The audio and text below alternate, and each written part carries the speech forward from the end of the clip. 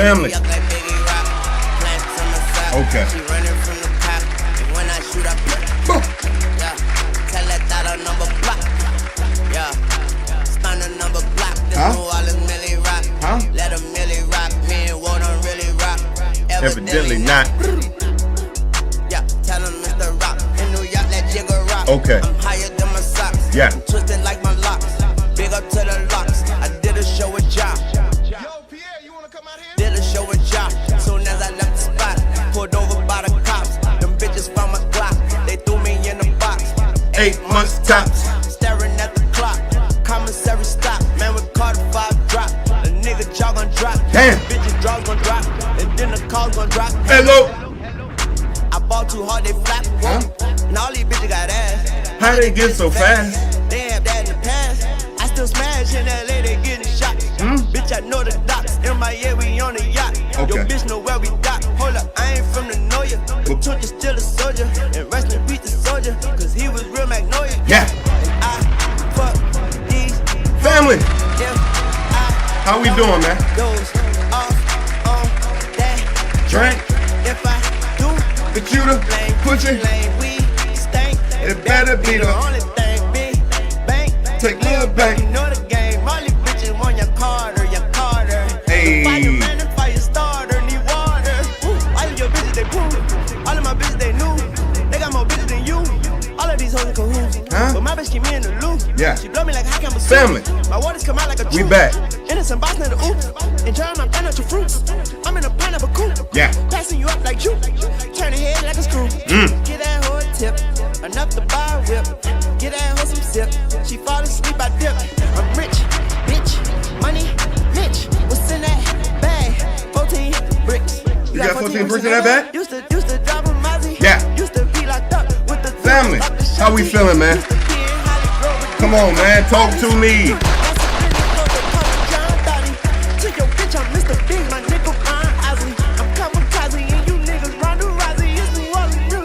Damn. Drop it to the socks. Over your Johnny. The one that have it drop. Yeah. Wait for Carter about to drop. Okay. It's the rock. Family, we back. We got some things to talk about, man.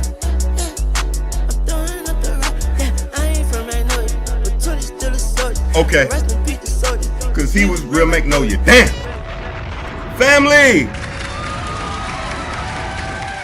Okay.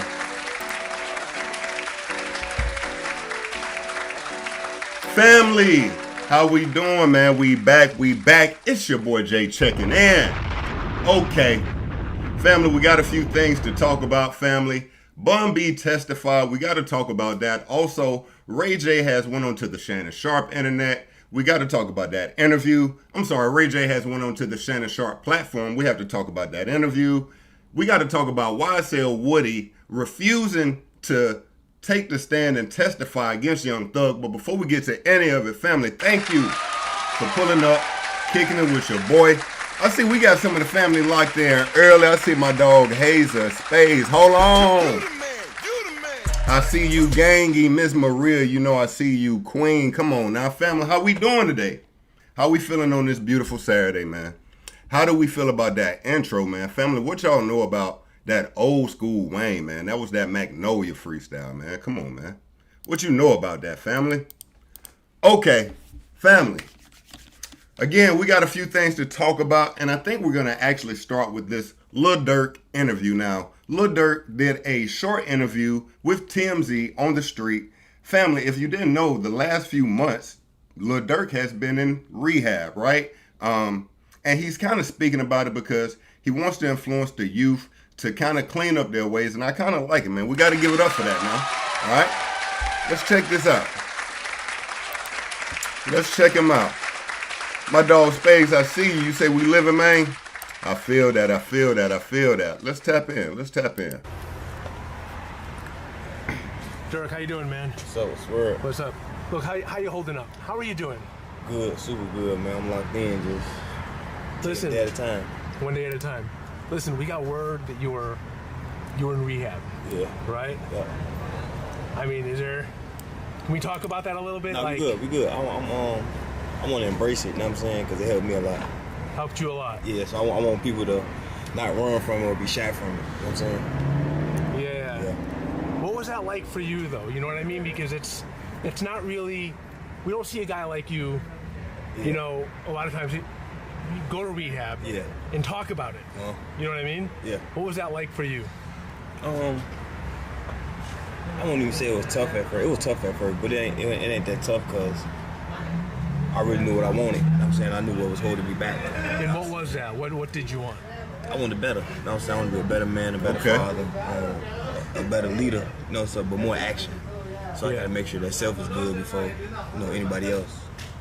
Got it. All right. Look, I mean, did you feel like it helped? Yeah, it helped. It helped a lot, you know what I'm saying? Just thinking clearer, you know what I'm saying?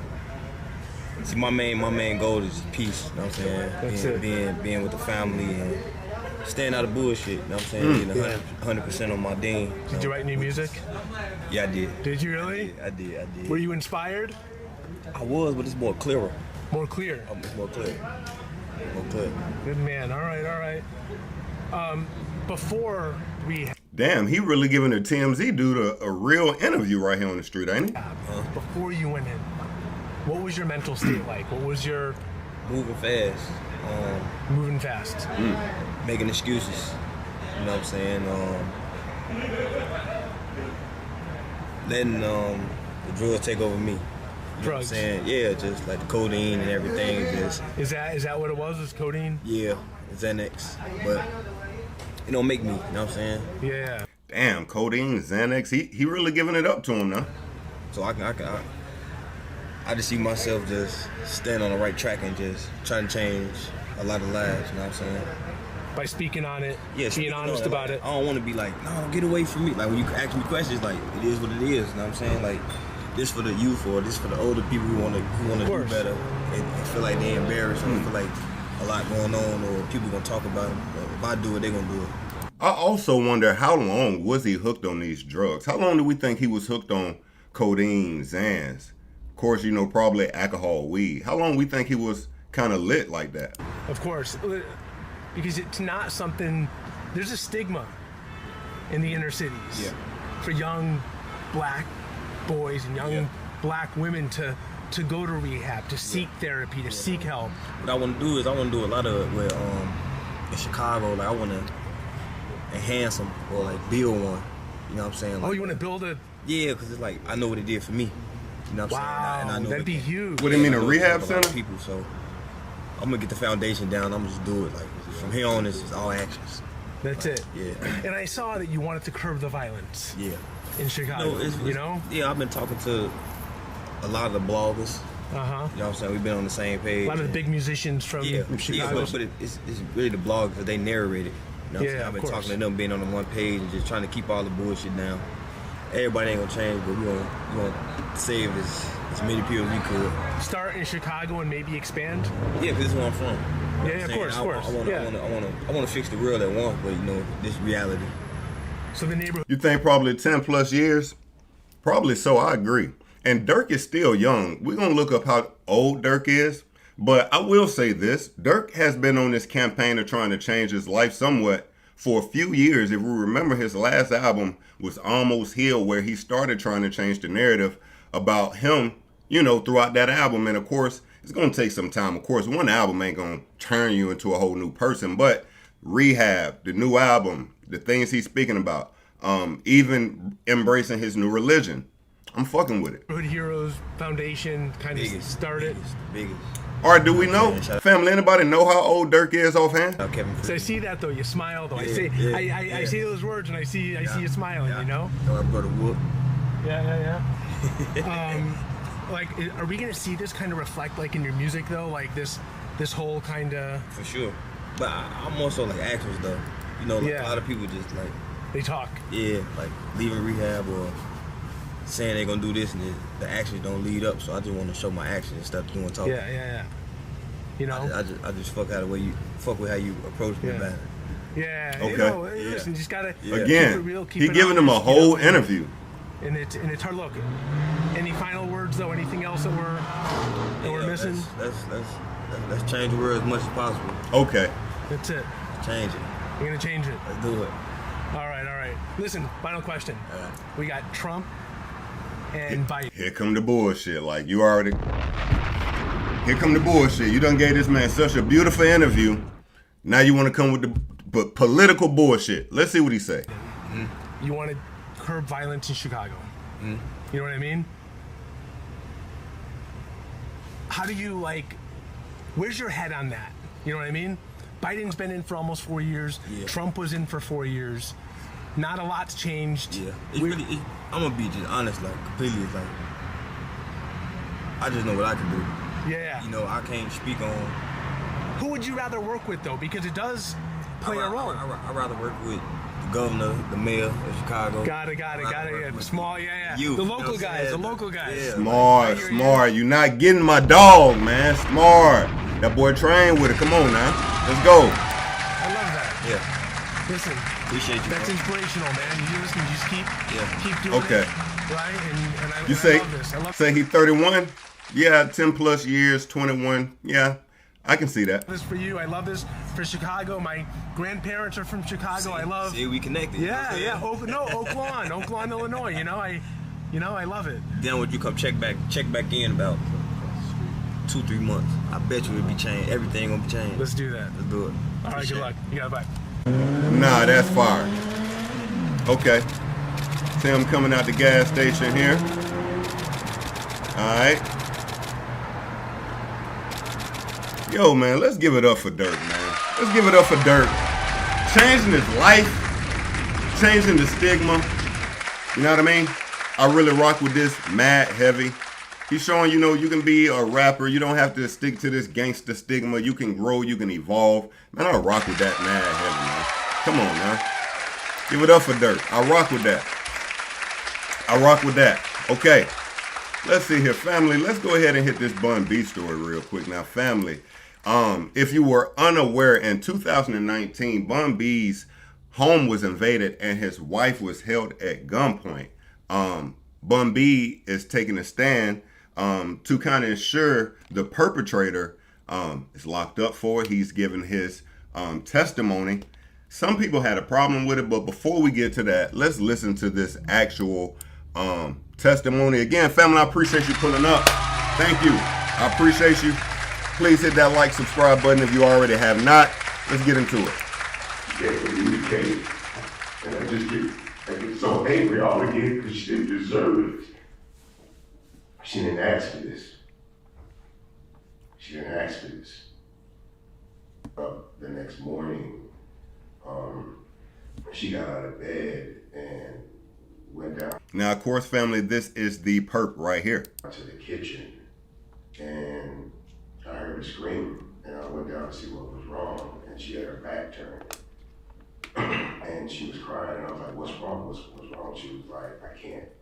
She was just shaking furiously. I can't. I was like, well, you can't. She's like, I can't look at those stairs. And it was from that point where we realized, like, she couldn't even be in that house anymore. It is because, there are times where she gets closed off. Man, it hurt to see Bun like this, man. We got another news report from this as well. Let's check that out real quick. Hold on, here we go. Just a clip. Hold on. Here we go.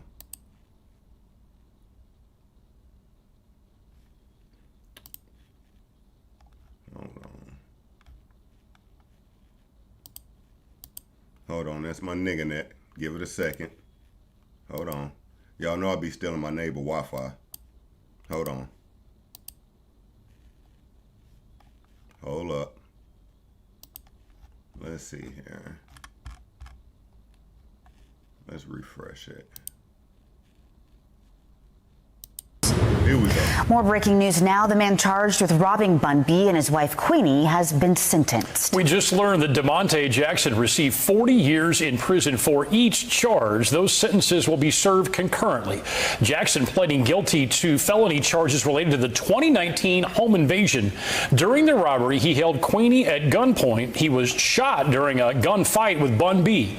Today, we heard from Jackson's grandmother, along with prosecutors. They called witnesses who performed Jackson's Jackson's psychological analysis. It took 5 years to get to this point. Lawyers for Jackson say he has been undergoing mental health treatment. Damn, ain't no bum put a hot one in that nigga ass. Had to pop that nigga at one time. I ain't even know that now. But again, family, some people were trying to call Bun B a snitch. Like, what? Now again, of course, Bun B is a street nigga, right? But he's a former street nigga. Family, when do we allow an adult to do adult things? Like, we're not gonna hold Bun B to a street mythology that he possibly did one time live in, but now as a grown man doing grown things. Of course, we're not still holding him to those same standards, but some people are trying to somewhat still do that, family. How we feel about that? Me, again, I feel like it's unfair. I feel like Bun B is in a new place in his life, a new point of it in his life, where you can't try to hold him to the street rules that, you know, maybe a younger generation, or even at his time, that he may have been held to, right?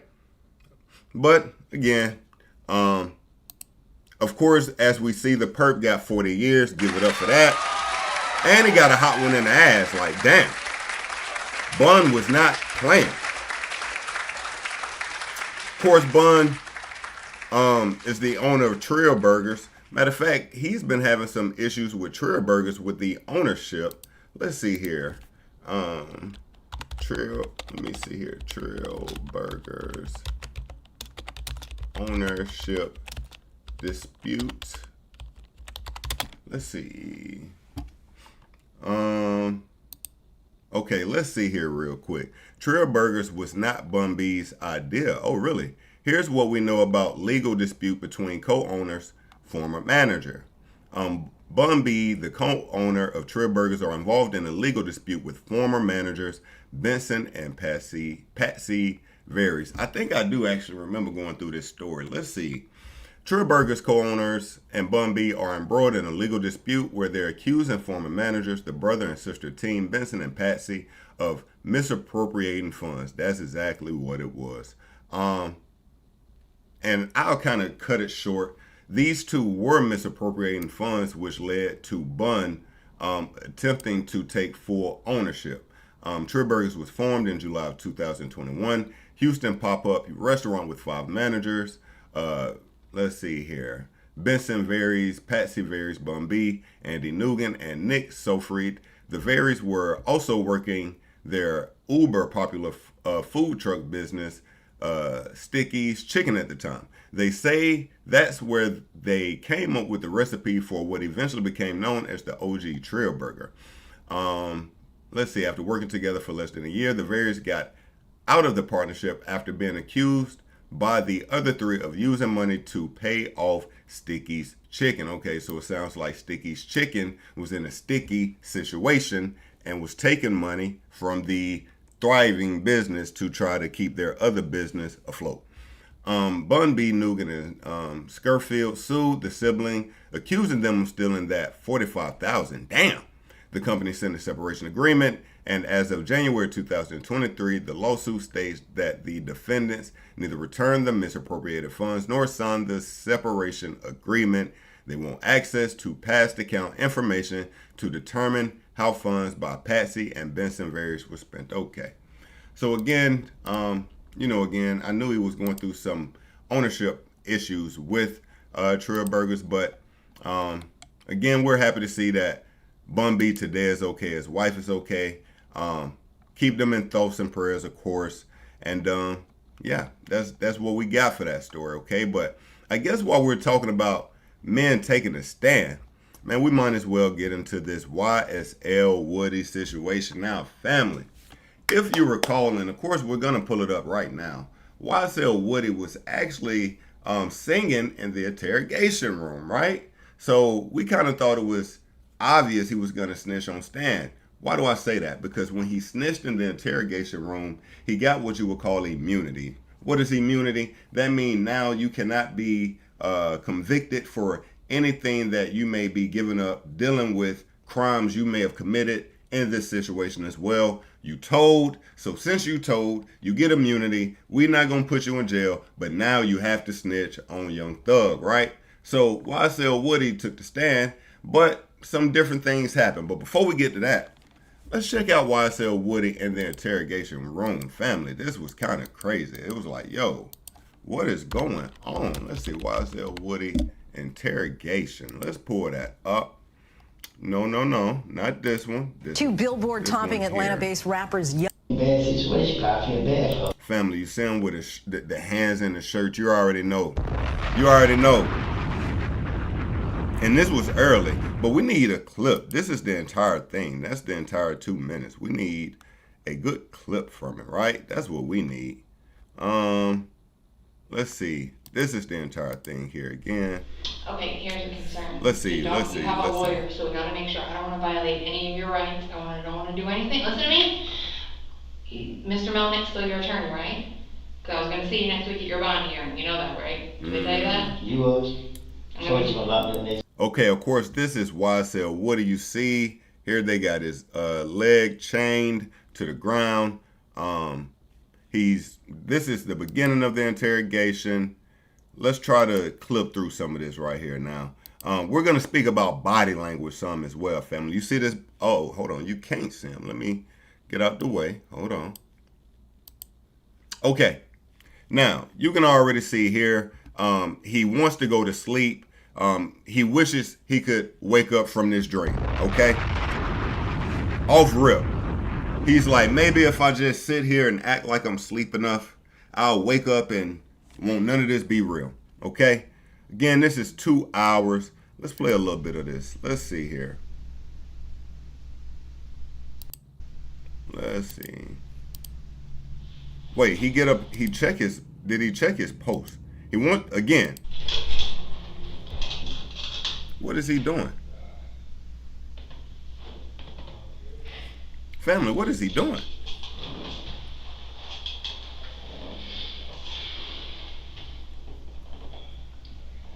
Family, yo, we all been right there, family. You seen that? That's that, man. I can't believe this shit going on right now, man. The fuck is going on, man? Where am I at? What's happening?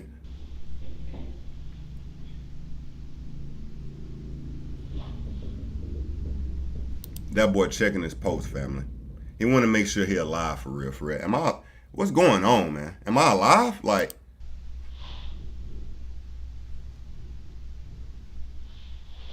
oh shit.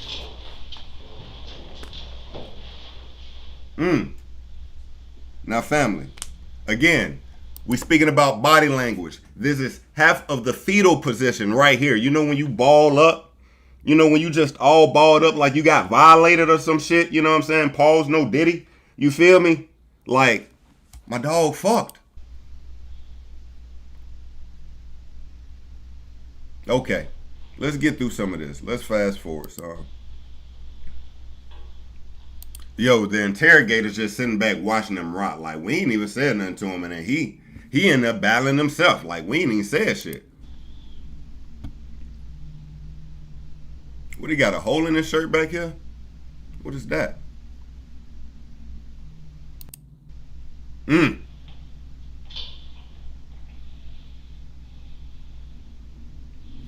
Okay. Let's see here. They just letting this nigga sit. They letting this nigga go through it with himself. He going through it by himself.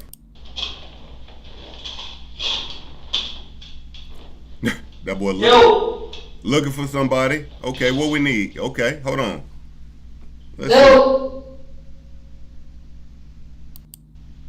They just letting that nigga, they just letting him sit. Or stand. Alright.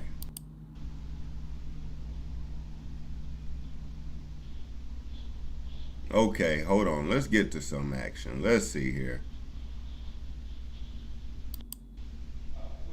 Somebody come in. Let's see what this is. Somebody about to come in.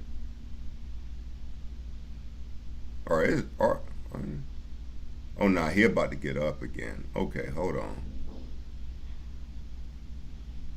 So, now family, we 35 minutes in. They just letting them sit. They let them sit about 45 minutes before they even came back in. By the time they came back in, he had his hands in his shirt. The boy been tweeling his thumbs. He been going through it. I gotta tell you, first things first, you have the right to remain silent. Anything you say can and will be used against you in a court of law. You have the right to talk to an attorney and have him present with you while you're being questioned. If you cannot afford to hire a lawyer, one will be appointed to you and represent you before any questioning if you wish. You can decide at any time to exercise these rights and not answer any questions or make any statements. Do you understand? Yo, this cop here, he got on Givenchy pants and a fucking Nike t-shirt. Like, what the fuck? That's how these cops moving?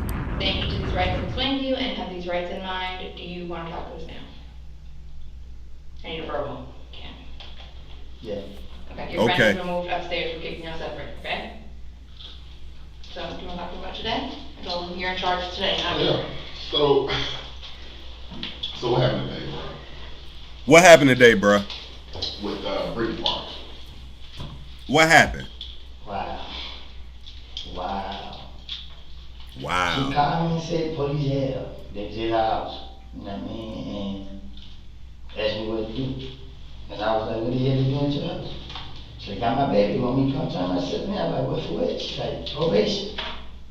So I'm like, shit, why they got your baby? She was like, everybody up for smoking. I said, well, like, if you go there, they gonna lock you up. She like, she know.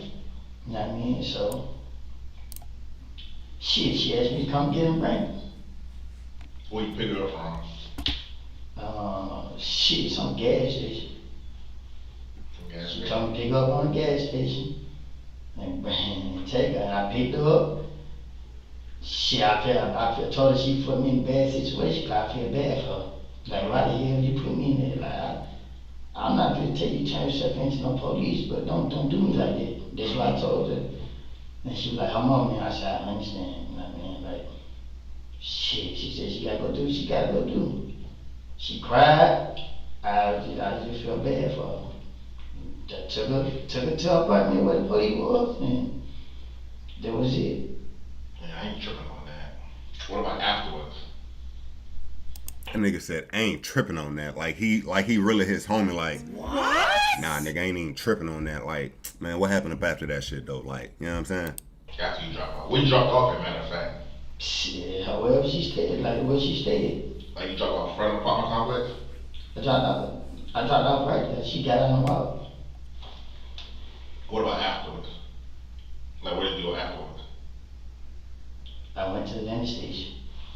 And one second, you know before when you said about you want to go home today, you know we can't promise you anything, right? Wait, listen to me. I gotta make that clear. You understand that, right? And listen to me. That nigga done already told him, I want to go home today. Like, nigga, I'm telling you, where's the McDonald's? Just go get me a little bit of food, feed a nigga. Maybe get me a jacket, I'm cold in here. I got a hat on, I'm cool there. Like, nigga, I'm trying to go home, gang. Like, what I gotta do? Woody, listen to me. I just gotta make that clear to you. We can't promise you anything. You understand that, right? Yeah, you know. Listen to me. I just gotta, look, Woody, for a minute. Listen to me. I just gotta make that very clear. We can't, at this point in time, we cannot promise you anything, okay? What you went through? This, I mean, they told me, don't call me now. I told them everything that I knew about this situation. About what? Last time. That's everything I knew. Y'all feel as I had something to do with it. Whoa, wait. What? He said, I told y'all everything I knew about the last situation. Like, this nigga been snitching. What the fuck? Family, did y'all catch that? Hold on. We ain't gonna listen to this whole thing, but that's pertinent information. Wait a minute. I went to the dentist station. And one second, you know before when you said about you want to go home today, you know we can't promise you anything, right? Listen close, family. Listen. I gotta make that clear. You understand that, right? And listen to me. Woody, listen to me. I just gotta make that clear to you. We can't promise you anything. You understand that? Yo, my dog Bell. Yo, I see you. Sound like Wesley Snipe and New Jack. Facts. This nigga crazy, man. I appreciate you pulling up, twin. Facts. Right? You know, listen to me. Hold on, check him out. Woody, for a minute. Listen to me. I just gotta make that very clear. We can't, at this point in time, we cannot promise you anything, okay? What you went through? this, you know what I mean? They told me, come pound me now. I told them everything that I knew about this situation. About what? Last time. That's everything I knew. Y'all feel as I had something to do with it. I didn't have nothing to do with it. Dude, my situation, because I wasn't there. This is my first time meeting you. So you gotta fill me in. Back some years ago. Mm-hmm. You know what I mean? Everything I knew about it, I said everything I knew. The police feel like I knew anything about it. I didn't know nothing else. I wasn't there. I didn't have no parts. All I did was I heard after the fact things. And I said everything I knew, and I went through it. I did 5 years. I lost people while I was going through the process. I was tortured. Them niggas ain't tortured. Them niggas ain't gotta go through what I gotta go through. I was tortured. Now I'm still being tortured. This girl asked me to help take her to go, you know what I mean, keep her family out of there and go do her time. That's it. I went to the mall, bro. That's it. You know what I mean? But you know what? As man to man, it was your actions that led to you in this spot afterwards. Panic. Panic the wrong way. I seen the police jump out, I got scared. Shit, niggas, you know what I mean? Like, I got scared. Ain't nothing wrong with that. I mean, like, But you talking about that station, right? I got scared when they jump out and they came at me. I got scared. I can't watch for that. I understand. Shit, I'm the police, and the police jump out on me, I'm scared too. And just human nature. I ain't gonna lie to you. Yo, he playing this I'm your homeboy shit so fucking cool. Nah, this nigga here need to be in them fucking movie. This nigga acting his ass off. I'm not gonna lie to you. By the way, family, give it up for Big Hemi, man. My dog just texted us. He checking us out. That boy doing the engine swap, man. Y'all know how that boy give it up, man. Give it up for Big Hem, man. But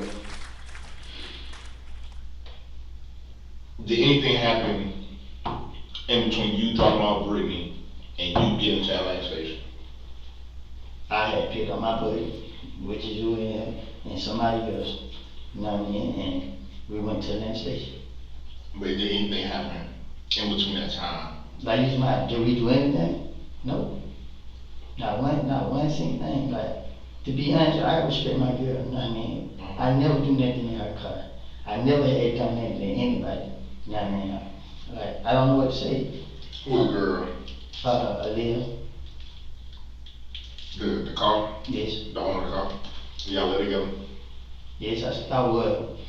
She went through my phone and... Oh, boy, Woody. Yeah, so... Hey, my girl go through my phone right now. I'll be in the same boat. I'll be goddamn homeless. But... Is she Caitlin's mom? No. Okay. Okay. Let's fast forward a little bit, man. Let's fast forward. I don't know. Big Hems. Yo, Big Hems, chill. I see you. Yo, give it up for Big Hems again. That boy doing grown man shit on this Saturday, man. Give it up for that, man. For the courts, I can only speak on what I got going on, what we got going on right now. So what you trying to do? Okay. The license and just a regular driver. Just that. I can't afford it, man. And Yeah, somebody gonna die. I'm telling what you. What? Somebody going what? I don't know. I can't speak for the courts. I can only speak on what I got going on, what we got going on right now. So what you trying to do? The license and just a regular driver. Just that. I can't afford it, man. And Yeah, somebody gonna die. I'm telling well, listen, you. Woody. Somebody about to die. Wait, listen to me. Unfortunately, there's a gun in that car. A gun with her. In your car. I did a search warrant for the vehicle. There's a gun in the car, and you had a magazine on you when they picked you up.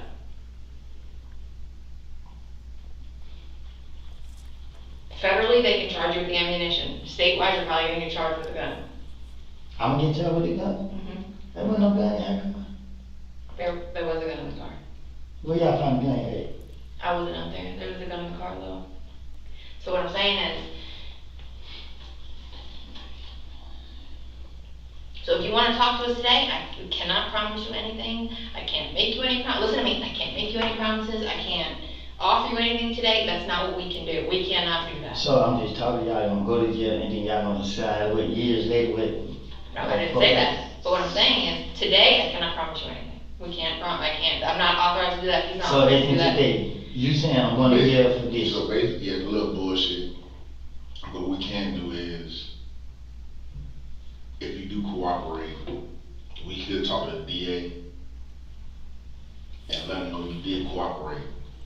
And that's the most, she can make a decision at that standpoint of what's going on.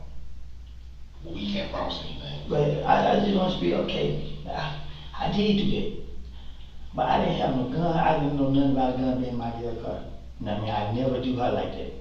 Now, these pants, I just put them on quick. You know what I mean? I'm not even trying to explain none of this. But how can I help myself? That's all I'm asking. Like I said, we can't. Woody, I can't make it any clearer. Look, this man trying his best to go home. Like, god damn, this man is begging. Baby, I'm begging, baby, I'm begging, begging, baby. Damn, I hit that shit kind of long. Shit. I might have to start old R&B career later on anyway. That's his point. No, it's not pointless. This man is ready to tell everything he fucking knows, and they like, yo, you can tell us, but we still can't promise you going home. He like, wait, if I tell you everything, you still can't make sure they go home? Like I said, we'll communicate. What I'm saying is, I can't offer you anything. Investigator Flores can't offer you anything. We can let the district attorney's office know and down there that you were cooperating. The information I had, they want to hear right now. I mean, we can pass what? it to them. I'm saying you can pass it to them. I'm thinking something gonna happen today. What's gonna happen? What's gonna happen? Somebody's supposed to get killed tonight. Who? What? This nigga said if somebody gonna get killed tonight, this nigga trying to go home bad, like crazy. You know who? I don't know who. There's so much going on in the city. I don't know who. You're gonna have to. You just sit down. There's so much. I told y'all enough right there. Woody, you said that. But you think about it, people die every day in the city. If you can't be specific so we can do our job and save a life, you can't help yourself unless you save a life. I'm telling you, I've been to the feds. And what did you tell me about one of the feds? This is a murder that's about to take place with some very high people. And the stuff that I know right now. Nah, this nigga did not just say it's a murder about to take place from some very bad people. What? Oh, wow. You know what I mean? She'll be able to help me get out of my situation. You know what I mean? I'm not bullshit. You know, the last information I gave y'all was right. That I was just choosing that. Right. Okay. And then the only thing you went to jail for last time was the gun you had in Dunbar Rick. That's it. And what did you tell me about going to jail for 5 years? What did that do? It did, but it did. What did it do? And guess what, Woody? What happened the other night when you were on Instagram Live antagonizing everybody and you left and went to 656? What happened at that apartment complex 2 hours later? You seen that shit? Okay, what do you think? What do you think was the reason for that? I'm still trying to figure out. I'll tell you what it was. You on Instagram calling everybody out, saying, "Come get me. I'm out here." You're assuming. Listen, it wasn't about okay, it. what I'm telling you is. Nah, family, they've been watching this man Instagram live videos the whole nine. They know the whole story. Why did this happen? You was on Instagram flexing, but guess what? We locked you up, but we took care of your motherfucking ass. Like, nigga, we had you then. Like, but they got a working relationship. Like, I'm a snitch.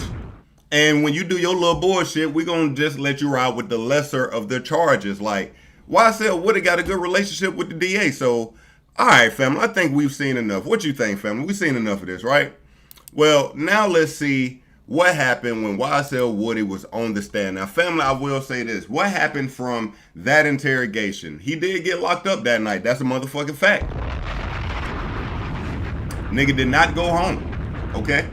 But he did get immunity, right? And we spoke about that earlier. He got immunity and was able to now testify and not worry about going to prison. So let's see what happened when he was on the stand, family. Let's take a look-see.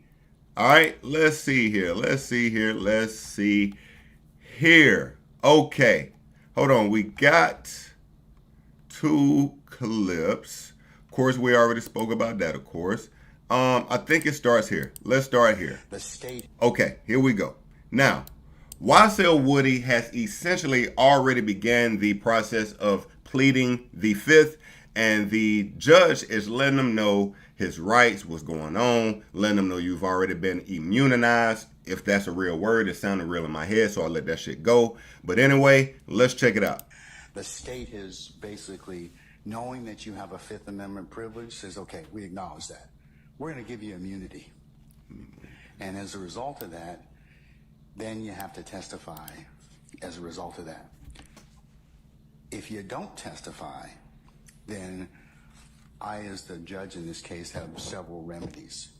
One of those is that I could hold you in contempt and jail you because the way that you get out of that contempt is to just testify. That's the only thing they wanted in this case for you to testify.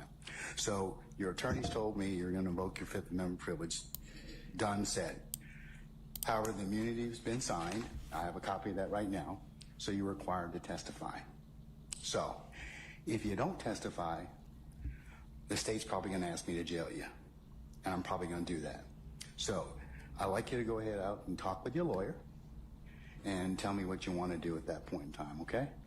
Now, family, what do we think changed between him being in that interrogation room and him now being on the stand? Because when he was in that interrogation room, he was fighting tooth and fucking nail to get his ass home.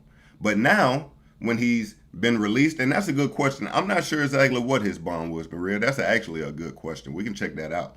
But actually now, with the immunity he's received from the information he's already given, now he on the stand like, nah, I don't want to tell. Like, nigga, you done already told. Like, what's happening?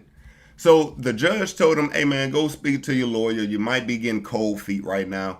The judge is trying to work with them, if we're being honest. The judge trying to work with them, right? So let's continue. Do you need any more time to talk, Mr. Copeland? Okay. What is your desire at this time? I'm taking the fifth. Okay, you're taking the fifth, but you've got immunity, but you still want to, are you going to testify? That's the thing. That's the question. That's the question on the floor. I've acknowledged the fact you have a Fifth Amendment privilege, but the state's given you immunity, so that overrides that Fifth Amendment privilege. They require you to testify. Yeah, but the state don't know what they're talking about. So they ask me a question, they implicate me. Hold on, we got the continuance of that. Then, okay, they can't prosecute you on that. They can't. The order prohibits them from allowing them to use that testimony against you. That's what your lawyer, and I'm not going to get into any of the machinations or intricacies of what may or may not have happened in this case, but Mr. Melnick is a very seasoned criminal defense attorney. I've seen him over the past 2 decades. I'm sure that he's probably given you very, very good advice, but the state can't use that testimony. They can't kind of say, have it both ways, like you testify and then use that against you to indict you and prosecute you. Then we wouldn't have any faith that we need to have people come in and give testimony. So he's basically saying, yo, look, you snitched, we gave you immunity, and we wouldn't go back and renege on that immunity, because if we did, why would people even want to snitch if we still gonna kind of lock you up? And the truth is, family, YSL Woody already knows this. So again, it begs the question, what made him change his mind now between that interrogation room and now being on stand? Well, in my opinion, maybe he saw the narrative that started being spun about his name, about him being a snitch, which we obviously seen him do, and even speak about snitching before the situation we just saw in the interrogation room. He spoke about snitching before that, but maybe he don't like that narrative going around about his name. So now he's trying to stand on some type of business and not testify against Young Thug, although he already has immunity. That's why they can't do that. They kind of can't go back on what they're going to tell you, So I signed the order. Now they've asked for immunity. I've signed the order. So basically, whatever you have to tell us, you tell us. Say no more. Do you wish to testify, Mr. Copeland? Is that no? You have to say no on the record. Say it again. Do you wish to testify? He said I can tell him whatever I got to tell him. That's so I testify. You will testify? Yeah. All right, sir. Okay. All right, so he says he will testify, and I think for this day, court was adjourned, but they do get back in court, and hold on. they do get back in court, and we will see YSL Woody again, essentially taking the fifth on all questions asked. Okay, let's see here. Here we go. All right. Okay. How old are you? Grown. Okay, what does grown mean? They asked this man, how old are you? This nigga said grown. He is. The type of nigga stand on business, nigga. One man arm against 50, nigga. What you wanna do that? I stand on business. I don't know what made him change his mind, but he is standing on it. Okay, hold on. How old are you? Grown. Okay, what does grown mean? I'm an adult. Okay. And when you say you're an adult, what number in years are you? Fucked him up with that one. He thought he was smart for a second. You playing with the DA. Okay, they gonna get their point across. Okay?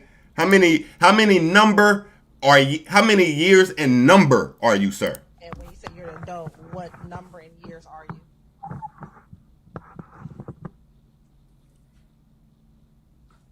I plead the fifth.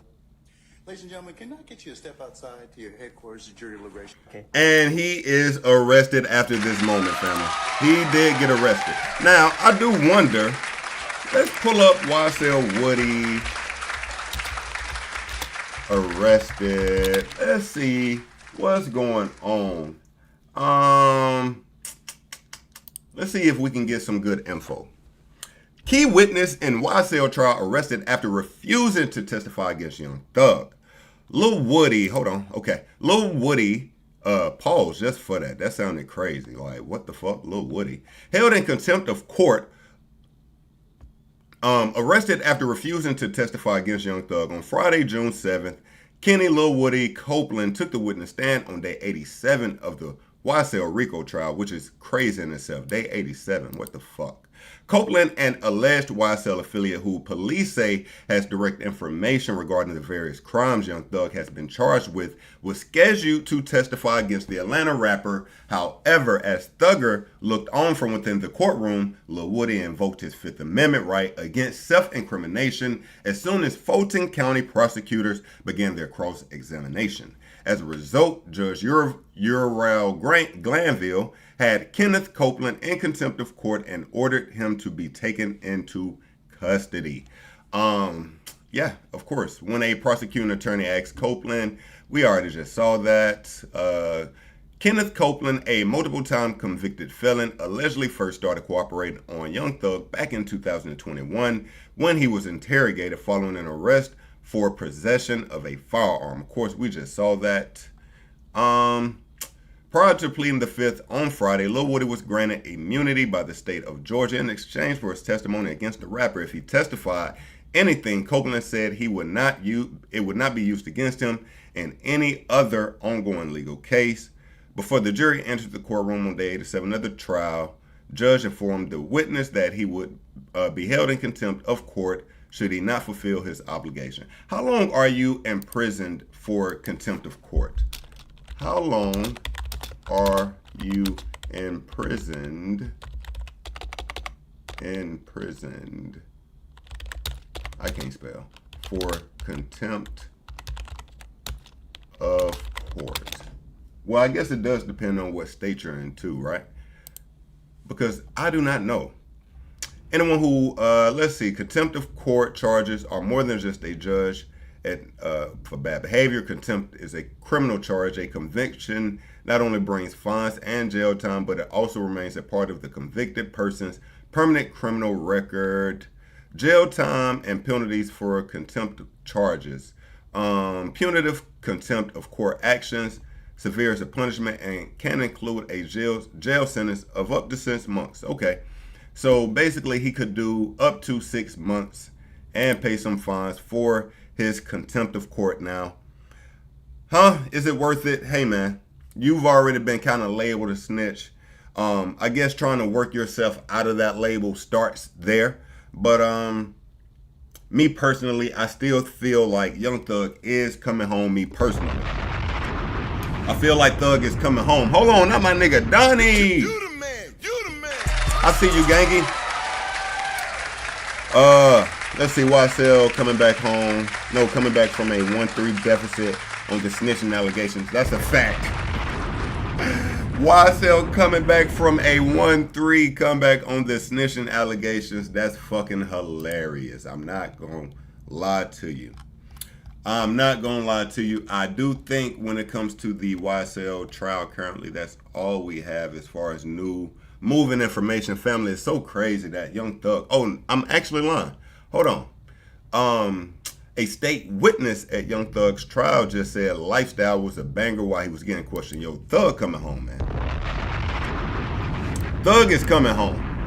Let's check this out real quick. I knew Young Thug, yes. When you say you knew who that person, who that entity was? Yes. You never met him personally? No. Lifestyle had just dropped. Everybody knew that song. Damn. Banger. Banger. And you liked it?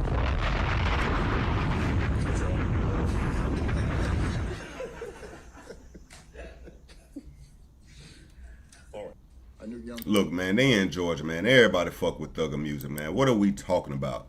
I really do even feel like the way they stretching out this trial shows the weakness in it, right? They want him locked up as long as they can, however they can get him locked up. It's real sickening to me, but free Thugger. Free sex. Miss Nene, I see you. I appreciate you pulling out. Okay, family, hold on, man.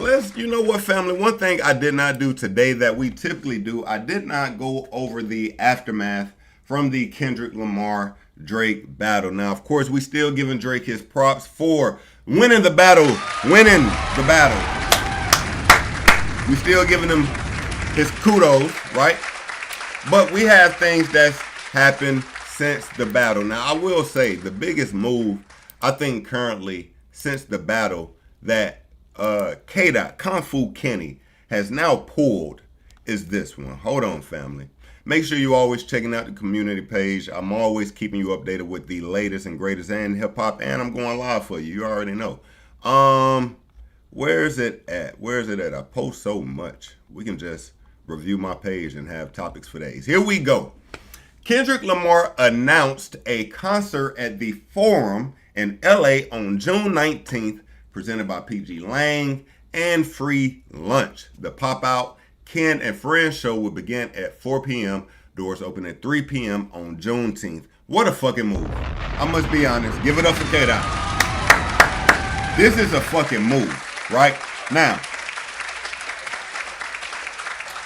we all know, and the biggest hit record from this battle, Not Like Us, he has the line where he says, sometimes you gotta pop out and show niggas, right? And we know what that song did to the culture, right? So he's having the pop out Ken and Friends. And when he say presented by PG Lang and free lunch, is free lunch a corporation or is he giving out free lunch? Like, is this gonna be kid friendly as well type of shit? Like, what is free lunch? What is he referring to when it comes to that? I'm not quite sure. Family is also on Juneteenth. Now that is the biggest motherfucking, that's a shot. You've already been painting this narrative that Drake is not black enough, and now you come with a concert on Juneteenth? What? Power play. Power fucking play by K-Dot. I give it to him. It's very, very fire. What friends we think popping out? You know, I'm assuming we getting a lot of TDE. I'm assuming we're gonna see Schoolboy Q. Maybe even what's my other guy name with the long hair that has the group with Daylight. I can't think of his name. It escapes my mind right now. But yo, this is a power play from K-Dot. We all do know this concert is happening because of the battle, right? This is kind of out of Kenny's wheelhouse, in my opinion. We've never, has Kenny ever just popped out and did a concert out of nowhere like that? Has he? Let's see here. Niggas, stop, they keep going. Facts. But again, this is a power play from K-Dot. I fuck with it. Mad heavy. you know, one thing we can all say that's happened from K-Dot dropping They Not Like Us and this battle in itself. The West Coast has been unified in a big way. So you got to give it up, right? Got to give it up. By the way, it was just DJ Mustard's birthday. They were frying him a little bit in the comments about his socks, church, shoes, jean shorts. I don't know what type of vest this is where, but you know, anyway, let's actually take a quick look at this as well. You know, family, it's topics for days. We ain't gonna talk about that right now. Sean Kingston spotted at home following his of course, imprisonment, his release from jail. Yo, this is crazy. Let's see here. All right, and we can maybe come back to some of this stuff later, right? I think we got a few more topics, real topics we want to hit.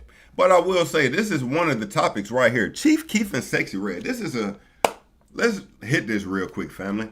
Now, let's actually pull up the interview because I'm pretty sure Sexyy Red has an interview where she speaks about what's it called? What's the song featuring Drake? You My Everything. Sexyy Red, You My Everything about Chief Keef. Let's pull this up real quick. I know I've seen this interview somewhere. Let's see here. Maybe I need to pull it up on Twitter. Or was it on $1 Million Worth of Game? Let me see. Let me pull it up on Twitter real quick. No, I gotta be on here. Sexyy Red talks. Let's see here. Sexyy Red song about Chief Keef. Let's see. That ain't it. That ain't it. Family, do y'all know what I'm talking about? Y'all know what I'm talking about? She has an interview where she speaks about, oh yeah, because she said her dude went across her head. Behind that, let's see here. Sexyy Red speaks about domestic violence. No. From baby daddy. Family, do y'all know what I'm talking about?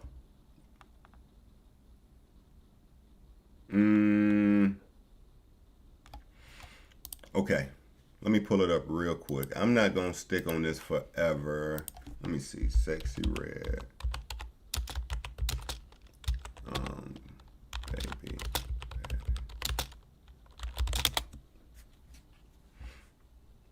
Let's see.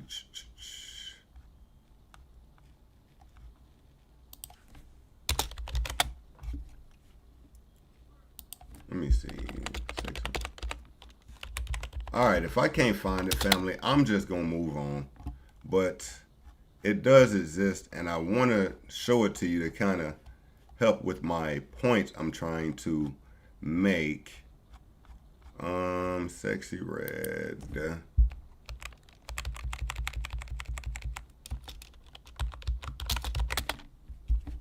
Let's see. Okay. Here we go.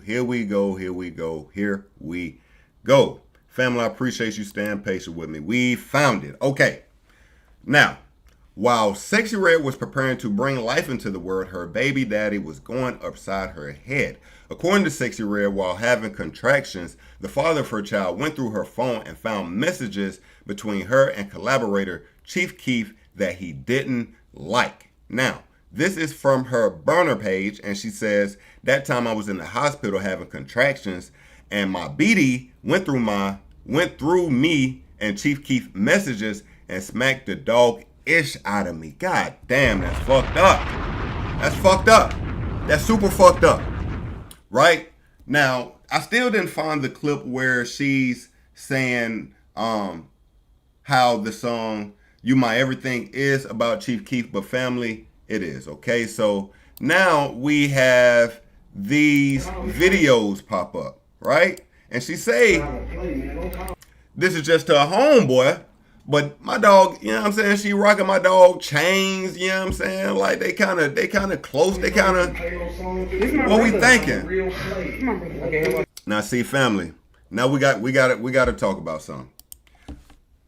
Family, fellas, to my dogs.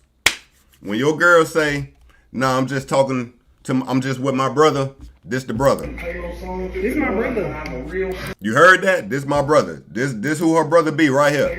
This my brother. I'm a real slave. This my brother. Right, this is my brother. All I do on my phone is make plays. Now, let you know, when your girl say that's just my brother, she hugged up, licking on this nigga face. That's just my brother. Like, you geeking, like you tripping. He's just like my brother. Like, that's just my brother. Alright. We go way back. You know what I'm saying? You know, mama. We go way back. Okay. It been like this. No, this Wait a minute. This how we play. Wait a minute. Do brothers smack their sister's ass? What? What is this? Brother smacking sister's ass? Like, wait a minute. Like this. No, this how we play. Keef definitely smashing. He fucking. Yo, Donnie, BD needs to focus on himself, facts. BD, imagine just having a nigga baby and you out here in the streets like this. Like, Sexyy Red is everything she claimed to fucking be. You just had a nigga baby. Like,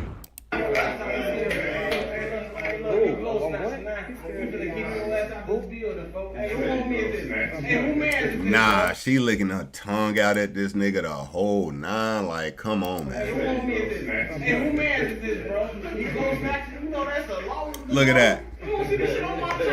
Smoking fat backwoods.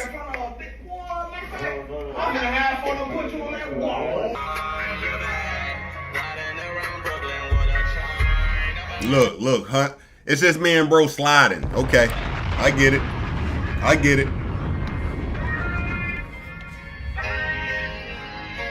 Yo, fellas, if your girl ever tell you I'm just with my brother, like my dog Donnie said, focus on yourself. This the brother right here. Alright, okay. So we get it, right? We get it. But, oh shit, I ain't mean to do that.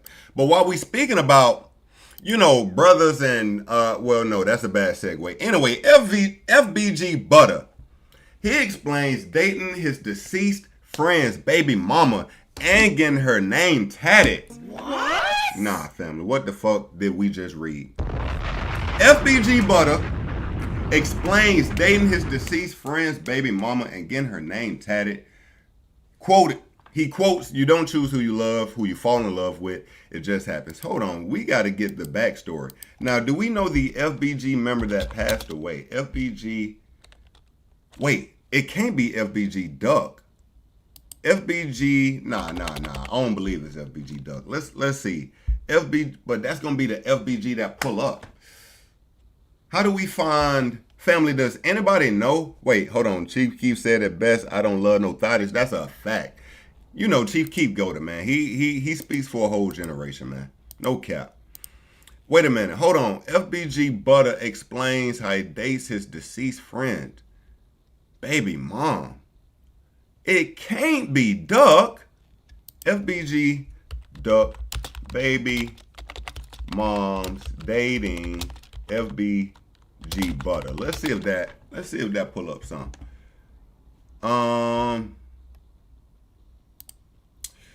Okay. Let's get the deets. One named member of that Flyboy gang are all acquainted with this FBG Butter. Okay, hold on. Let's see here. The scandalous affair. Hold on. So let us know what you've heard. You can imagine the shock when Butter revealed that he had relations with his deceased friend, baby mama. The scandalous affair forged from collective grief, flared the slopes of feeling, and unfolded just about everywhere, challenging our notions of love and loss. Yo, when Butter casually announced that he was ready for her to etch her name into his flesh, it was incredible. Who is the person? That is the question.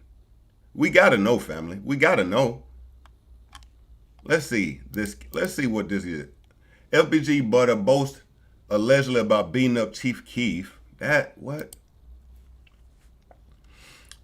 We gotta know if it's Duck. And for Butter, her tale soon becomes something more than a personal narrative under a much wider societal scope. Yo, maybe we can pull up a video. FBG Butter. Let's see if we can pull up a video on YouTube. FBG Butter dating FBG baby mama. We gotta find something on this. FBG Butter on his pregnant baby mama shooting. FBG Butter on marrying his dead homie's baby mom. FBG Butter on marrying his dead homie's baby mama. How you be the street person if you on game bang? I'm gonna have to my baby. Hold on. You met him through your... Okay, so it's not Duck. It's this guy. Street person if you on game bang. I'm gonna have to my baby. Hold on. So it's this dude here. So it's not Duck. Okay, that's the first thing. But this is the young lady that FBG Butter is now dating, and this guy is the guy who is deceased. Okay, so now FBG Butter on marrying his dead homie's baby mama. How you be the street person if you on game bang? I'm gonna have to my baby. And that's the baby mom as well right here in the interview, right? FBG Butter on marrying his dead homie's right here. Okay. Baby mama. How you be the street person if you on game bang? I'm gonna have to my baby. Hold on. You met him through your baby daddy? Yeah, that's my baby friend, his close friend. What got on your mama? Who's that? FYB Chicken. That's the same gang, ain't it? Nah, we FBG, but FYB the same thing though. They, you know. Who else got you David? No. I fucked up my mama. FYB. So you FYB too then? I fucked up my mama. You made some peace. That's what my mama. But he probably went. Yeah, probably a little bit. If anything, I feel like Lil Bro on our way be like, who gonna make sure she's sound outside of me? Who gonna treat the kid right and make sure took care outside of me? FBG. Okay, that nigga said, who gonna make sure the kids and everybody right? Who gonna make sure the family right? Who gonna make sure I'm getting these rocks off? Damn. Alright, so now we got Sean from Say Cheese, give it up from him, sitting down, doing an interview with FBG Butter, and they speak on the situation now that we got the backstory. Yes, Maria, that's a fact. 2024, yo, 2024 has been wild, but it's been a fucking year. I'm not gonna lie. And we only halfway through it, family. It's only June 8th. We still got a whole 2 quarters to go. You know, Lil Bro did pass away, and you know, I am cracking his baby mama. You know. And you think that's cool though? No, it ain't about being cool. Like, let me tell you something. I'm just asking you though. Yes or no? Bro said cracking his baby mom. So serious shit. Like, oh, hold on. Let me get out the way. My bad. Like, sometimes you can't decipher who you gonna love, bro. Like, so you love her? Huh? Tell it. I gotta. Wait a minute. This nigga says sometimes you can't decipher who you love. Wait, hold on. Huh? Wait, catch that now. All jokes aside, like sometimes you can't decipher who you gonna love, bro. He said you can't decipher who you gonna love. Like, so you love her. So you love her. Huh? That nigga said, huh? Tell it. I got a big heart. No, I do. I got a name on my face. How would he feel about that? I don't know. He wasn't with her before he passed away. You see what I'm saying? He was in a whole nother relationship. Bro sitting there like, nah, this some bullshit. I ain't gonna lie to you, twin. This some motherfucking bullshit. No cap. See, I don't know how he feel. You know? I mean, like, I shared bitches with him. It's 3 billion women in the world, though. Shit happens. Why you gotta, Man, see, just me, I never look at none of my homies' girls any type of way. Like, I didn't. I don't even like being in the same, I just can't do it. I didn't either. But we different, though. I'm not judging you. I'm just asking you, I I never looked at folks with girls. So it just happened. Some shit happened, bro. It's like, bro, moment of grieving, bro. Like we both grieved with on fourth grade. It's my little brother, fuck, you know. Then you got you some pussy. You foul. Damn. Facts though. Sean standing on business. I got a name on my face. Okay. Yo, that's some weirdo shit. You got your homeboy, your deceased homeboy, baby mom's tatted on your face, and you, come on, man, that's some nasty shit. What? That's some nasty shit. I'm not gonna lie, name on the tat on the face don't make no shit no better. And you're gonna get that shit covered up in a few months. We already know the play game. Like, you ain't fooling shit. Well, see, J-Mane told me this shit, so it ain't like I'm on some FBI shit. Nah. But J-Mane I got a name on my J-Mane was like, that's foul. Yeah, folks probably feel that way. I mean, he FYBC. How the homies feel, though? How his homies feel? Who? Your deceased homie. All up, bro? Yeah. I mean, his homies was my homies. I brought him around my homies. And none of them niggas like, Butter, you disgraceful for that. And disgraceful these nuts. All these niggas on Tugger, they all be in her DM. They all try to talk to her. It's like, nigga, you did the same shit. I'm just saying, look, you can't be. So what y'all gonna be mad at me because I succeeded on some shit y'all didn't do? That's crazy. Cause that's what it'll sound like, right? Cause if it was you, it would have been cool.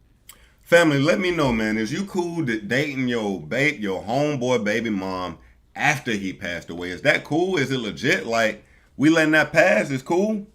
Look at my girl Maria already stepping up. That's disrespectful as fuck. Facts. That's a motherfucking fact. You read my mind, man. That's crazy. Yo, if I pass away, don't none of you niggas fuck with my baby mom, man. If you do, I'm coming back out the grave like this, nigga. We supposed to be family, gang. The fuck is you doing my motherfucking beat? My, you know what I mean? Nah. It ain't going down like that, gang. Alright. That's crazy, though. And the fact, I will say this. I hope that my BM would never be the type that would date one of my homeboys. Like, that's sicko shit, too. That's weirdo behavior from the both of you. I'm not gonna lie. But maybe that's the kind of society we live in. Maybe in this industry especially, yo.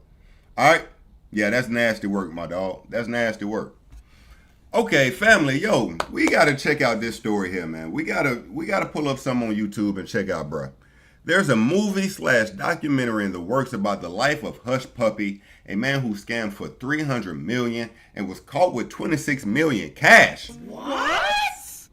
Nigga, how you get caught with $26 million cash? When arrested, many believe he could have got away with it, but was flaunting on social media to impress Black China. What? Nigga, you got me. Hushpuppi it is. Let's pull this nigga up on motherfucking YouTube. Wait a fucking minute. Hushpuppi. Oh, yeah, there we go. Hold on. Let's see what we got. All right. Nah, see, this is giving me, okay, he's a Nigerian Instagram influencer. Okay, so he from overseas. All right. Dubai police finally releases Hushpuppi's arrest video. Let's see if we can get a good download on who this guy is. Let's see here. Let's see. All right, Abdul. See you. Nigga, how you scam up to 300 M's and get 26 million cash? Nigga. Hushpuppi is known to living a glamorous life. His real name is Raymond Abbas, better known as Hushpuppi, was arrested by Dubai police on June 10th. The 38-year-old was referred to the Dubai Public Prosecution and is currently being questioned by prosecutors at the Bur Dubai section. The prosecutors have charged him for obtaining money from others through fraudulent means. Hushpuppi's lifestyle, crazy parties, exclusive... Nah, he definitely putting that shit on throughout this whole video. He putting that shit on now. Oh yeah. Now, how many likes you think this getting on the gram? No cap. This at least 10K, right? Like, he's smoking this. How many Gucci bags this is? 1, 2, 3, 4, 5, 6, 7, 8, 9. God damn. Okay. Exclusive designer outfits and more have sparked speculation about the source of his wealth. Hushpuppi is currently living in Dubai. He became famous for flaunting his riches on Instagram and motivating other hustlers to keep working hard for their dreams to come true. Several Nigerian celebrities have accused the social media mogul of being a fraudster. This is because he has not accurately described how he became rich and how he makes his coin currently. He is a professional scammer who gets wealthy by scamming and suspecting people online. The rumor started when he took a screenshot to show off his wealth but ended up revealing an email sent by someone he knew. It was determined that the email received on his phone belongs to J and knew. Wait a minute, let's check that email, what that said. And how much was the tab? That tab is, hold on, 1, 2, 3, 4, 5, 6. Nah, shit different over there. There's no way this tab is showing like $2 fucking million. The fuck? This shit is not no $2 million, gang. What the fuck are we looking at on this goddamn receipt? This nigga didn't okay. Let's see what this is over here. Ray, Hushpuppi. These bitches a friend brought to the table. Didn't know drinks was coming, so they left. After a few, them tried to come back when they saw the effect. So I told them, take all cups away. They're fake ass about to be thirsty all night long. I'm savage. Damn. These niggas moving different in Dubai. Okay, hold up. An email sent by someone he knew. It was determined that the email received on his phone belongs to Jane Woodscreen, who resides in the USA. It was then assumed that he is a scammer who has several fake identities. Hushpuppi on his Instagram bio claims that he is a real estate developer. Even though he never publicly claimed how much he is worth, it is estimated that Hushpuppi net worth is $20 million. This is an assumption based on all his cars, including a private jet. His jewelry. Nigga, they had that shit wrong. That nigga had 26 million on him when they arrested his ass, nigga.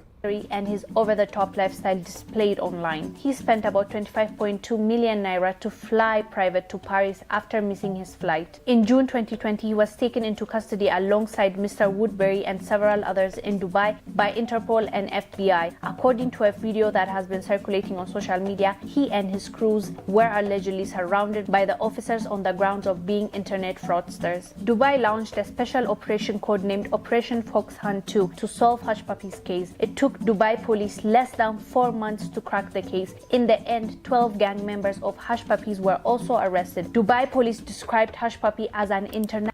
Wait, hold on. Let's see if we can check out this caption. F is for Fendi, also for the fearless, the freaks, and the free. But don't forget, it can also mean fuck your feelings. Damn. My dog was out here trying to get Black China dropping, you know what I mean? Hold up. National online scammer known as Raymond Olanorwa Abbas but goes by Hushpuppi on social media platforms. To arrest Hushpuppi and his gang, 6 raids were carried out simultaneously as the suspects slept in their Dubai residence. After months of painstaking investigation and hours of monitoring the gang's social media accounts, a team of highly trained Dubai police officers were able to confirm the gang's whereabouts and fraudulent activities. Dubai police tracked Hushpuppi's every move and took note of all his social media activities. Hushpuppi and his gang reportedly created fake pages for existing websites in order to redirect victims' payments to their own accounts. Hushpuppi and his gang so that's how he was getting the money. He was throwing up websites, or he was going on websites and having the money redirected to him. order to redirect victims' payments to their own accounts. Hushpuppi and his gang hacked corporate emails and sent fake messages to clients in order to redirect financial transfers and people's bank details to their own accounts. Hushpuppi and his gang. Oh shit. 162 billion in one photo and not a Gucci belt in sight. Now that's real money and class. Designer overload is never an attractive look. 162 billion and no Gucci belt, but I have Gucci and I don't have 162 billion. It's a win-win. How about you, your stupid, broke, stupid ass who don't have 162 billion and no Gucci belt? You are a loser. Well, damn. Gang committed fraud amounting to 1.6. So I guess a shorty kind of hit him with that in the messages. Mimi LaBelle and my dog, yeah, I mean, he felt the weight. Billion dirham. Police seized items worth more than 150 million dirhams from the gang after taking possession of 21 personal computers, 47 smartphones, 15 flash drives, and 5 hard disks. 1,926,000 victims were allegedly scammed by Hushpuppi and his gang. Nigga, how fucking many? 26,000 victims were allegedly computers, 47 smartphones, 15 flash drives, and 5 hard disks. 1,926,000 victims were allegedly scammed by Hushpuppi and his gang. This nigga scammed 1.2 million people? W's in the shot. Damn! W's in the shot. No, this nigga is the fucking Jordan of this shit. Okay. I'm saying I'm picking up what he putting down. Oh my God. This nigga scammed fucking damn near 2 million people. Luxury cars worth 25 million dirhams were bought by Hushpuppi and his gang with the money stolen from people who have been scammed, according to the police. 1.6 billion dirhams is a lot of money. And this guy was an Instagram celebrity. He got to the celebrity status because of the pictures and the videos he posted. He flaunted his wealth. He showed off his cars, his watch. He even put it in the fridge and showed people how much he's worth. That boy icy. Now, family, I think someone also said throughout this case, really the reason, again, what we saw with the headline was the flexing on Instagram that really got him caught up, right? And it just goes to show you when you flying in, especially if you doing some illegal shit, nigga, you dumb as hell. I mean, like, I ain't got nothing deep in all this. Nigga, you dumb as hell. Nigga, you getting your shit illegal and you flexing on the internet. What? You dumbass. Okay. All right, I think we get the message. I think we get the point, family. What we thinking? I think we get the point with this dumbass nigga, right? Maria, yo, this nigga is an idiot. Let's see here. Let's kind of fast forward just a tad. We see him here. My baby boo has arrived. One of one. Rolls Royce Cullinan 2020. Yeah, all right. Let's see. I did want to see something about the Black China though. I'm happy that Hushpuppi has been caught. A lot of young people wanted his levels of questionable wealth. At least now they know there are consequences. Okay. All right. Let's see though. What about Hushpuppi? I do want to see the Black China correlation. Sean Press tells Young Jock the Fed started looking at Hushpuppi after Black China affair. Hushpuppi takes Black China on a tour of his luxurious life in Dubai. Oh, so he was linking up with Black China. Sean.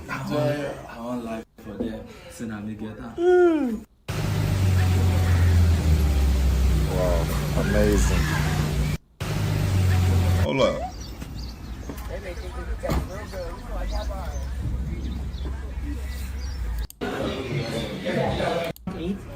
And the boy is around 9 years old. These guys, they eat a lot. Let's see. They consume about 8 to 9 kilograms. I got a video for this. Do we see Black China? Yup.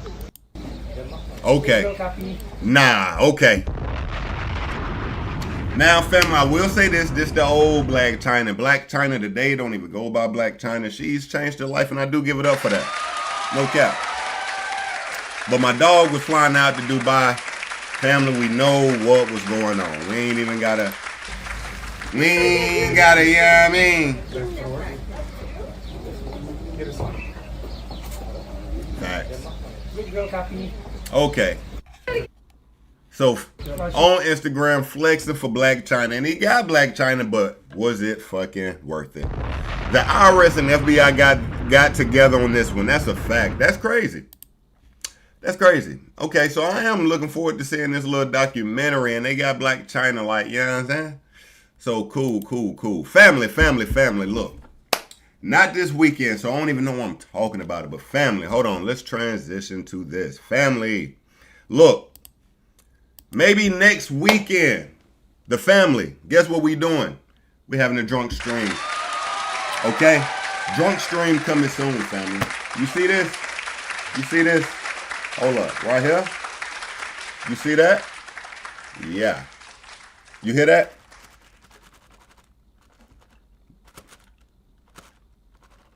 It's unopened, family. Unopened. All right? But you know what? If we're going to have a drunk stream, we're going to have like games to play. We probably do hip hop games type shit. You know what I'm saying? Questions I don't know. You know what I'm saying? So we are not opening this bottle until the drunk stream, family. Okay? We keeping this bottle right to the side, family. Okay? We might even start a little drinking game. And let me tell you why it's crazy. I don't drink, family, at all. I promise you. It's going to be super easy for this bottle to stay concealed until we figure out what we going to do. Okay? I'm going to keep it concealed. I'm going to put it here. If you do have any suggestions, family, make sure you are in the Discord. Let me drop that Discord link real quick. All right? We're gonna play some drinking. We're gonna play some drinking games, family. We're gonna have a good time. You know what I'm saying? We're gonna get a little twisted. And again, your boy don't drink. Okay, I'm not a drinker at all. All right, let me drop the link here. Make sure, family, that you are in the Discord. Okay. So, family, we're gonna probably plan this for next weekend. I'm giving you time to get your, you know what I'm saying? Get whatever you like to, you know what I mean? Whatever it is you like to do together. So, you feel me? We're going to have a good time. All right? I'm going to drop this link to the Discord if you have some ideas. Link here. Make sure, fam. Boom. Make sure you let us know, man. All right? Bam. All right. So, join up the Discord. All right? Join up the Discord. We're going to have some fun. I love your family, so, you know what I'm saying? We're going to lock in. We're going to have some fun. You feel me? We're going to talk some shit. It's going to be a good time. All right. That was a quick, brief intermission. Let's get back to the stream. Next topic. What else do we got? We got some good topics still left here, family. So, I'll tell you what made me think of that. Because whenever we take a shot, family, these old school AI songs, undefeated. So, I would love to take a shot with this shit here popping on. Nigga, use a window shopper. Mad at me, I think I know why. Nigga, use a window shopper. In the jewelry store looking at shit you can't buy. Nigga, use a window shopper. Damn. In the dealership trying to get a test drive. Nigga, use a window shopper. Come on, man. Mad as fuck when you see me ride by. Summertime white Porsche Carrera is milky. I'm on the grind, let my paper stack when I'm filthy. It's funny how. All right, we don't need that part. We just need to hook it out one. We got one more. Hold on, man. Not my dog. Not my dog, Got man. some top from the stripper, bitch, she from Kankakee. Just bought pot with a ruler clip, boy, don't play with me. This bitch a hoe, met her at the store, you know I go. She wanna smoke, so I bought some dope and took her to the hole. Damn. Got some top from the stripper, bitch, she from Kankakee. Family, we taking shots to this. Boy, don't play with me. Damn. This bitch a hoe. Okay.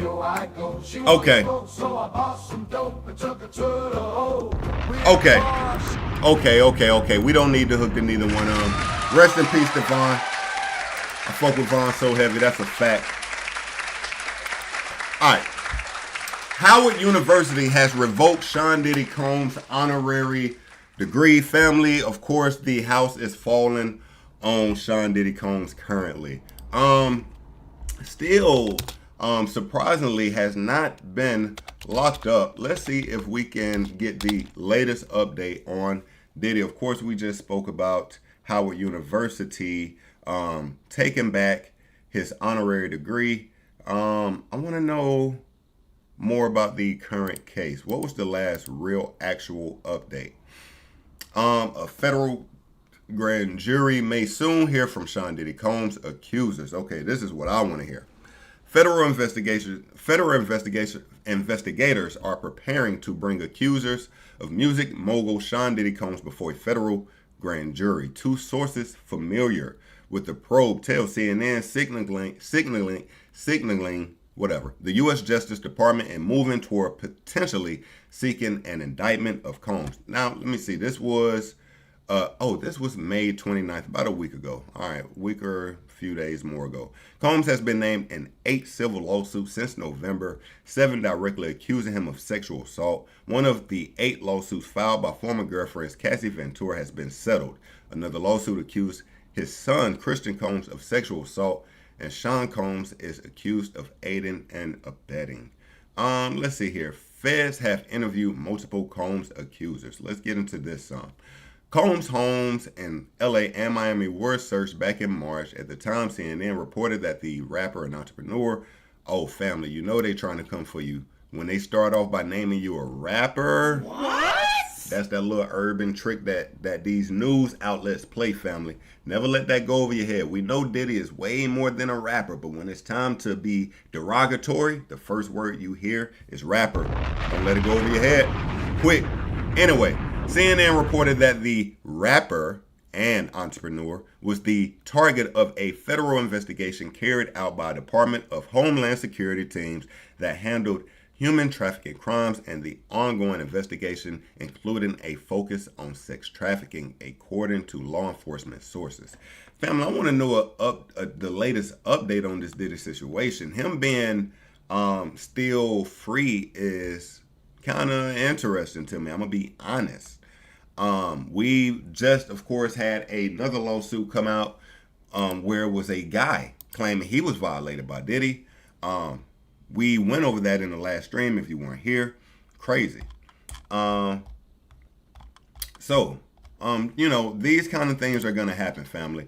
You know, honorary degrees are going to be revoked. Of course, we watched last week over stream where we spoke about, you know, the city of New York. You had Mayor Adams, Eric Adams, saying they're thinking about rescinding Diddy's key to New York. You know, when it rains, it pours, and it's definitely fucking pouring on Diddy right now, which it is all deserved. That video we saw was so disgusting, so nasty, and the stuff that we haven't seen makes you wonder what's out there, right? So, again, praying for the victims, and yeah, Diddy still being free is a surprise to me. I'm gonna be honest with you, it is a surprise to me, but he is. So, all right, and you know what? Let's kind of recover this as well. Not recover, but if you was here for the last stream, we were speaking about Bobby Shmurda, and one thing that I stated about Bobby Shmurda is it's just disappointing in my eyes that he is not at a higher level as an artist currently. You know, he had such a buzz surrounding his name when he was released from prison.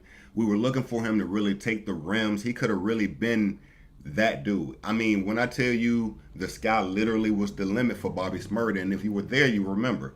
Before he went in, he was hot as fish grease. Then he ended up taking more time so his mans could get less time, which the streets respected and honored that madly, right? And when he got out, we was looking for him to really drop some heat and really just take over, but it never happened. And he spoke about not wearing fingernail polish and all these kind of things, and the industry pushing those kind of rappers being the reason why he's not popping and he can't drop music, but it's really an excuse. Anyway, we got Bobby Shmurda just at the club turning up. What is this? Let's check it out. I'm turning 30 this year, motherfucker. I've been working these hoes in. Now, family, I'm going to be honest with you, man. Bobby Shmurda to me has always been a man who is about the bitches. I'm going to be honest, but he's been having some freaky videos come out. I'm going to be real.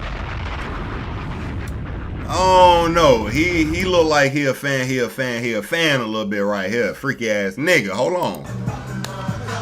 Yo, even in the comments, you see that? Zesty as fuck. What? Like, it is a little zestful. It's a little zestfully. I'm gonna be honest. It's a little zestful. Like that there's a little zesty. I'm gonna be honest, okay? Hold up. I'm turning 30 this year, motherfucker. I've been working these hoes in this is my 30th anniversary theme song. Oh hell no. What the? Niggas don't bodies, my body can't do that. My body could never do that. What the fuck is this? Tell that back, alright? Bro popping? No, they some faker, right? Niggas tricky. Hey, what's that? Oh hell no. Bro is off the molly or something. Bro feeling himself like a motherfucker. Family, are we seeing this shit? Are you looking at this? Alright, not it is. Dog, they some faker, right? Niggas tricky. They what's that? Did that with a flashlight. Pay. Just made. This shit AI. This is not Bobby Shmurda. This is fucking AI. I'm 100% sure. This is not the same nigga that was sliding over cars when he shoot. It's not. It can't be. Not moving like this. Not moving your body this zestfully. Niggas tricky. They what's that?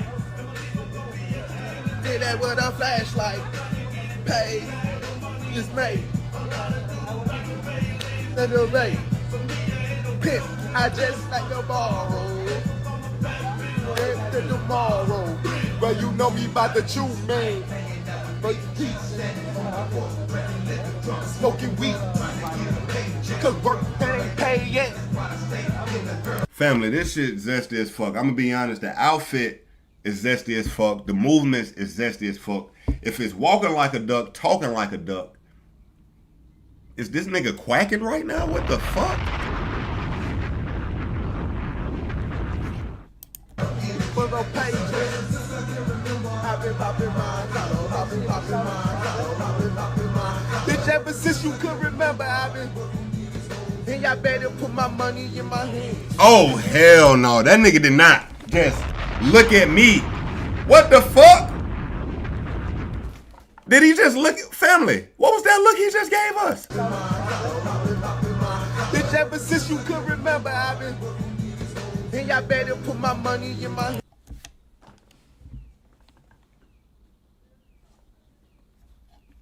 Nah, Bobby. This shit here, this shit here is crazy. This is a nasty combination. Between the moves and the clothing,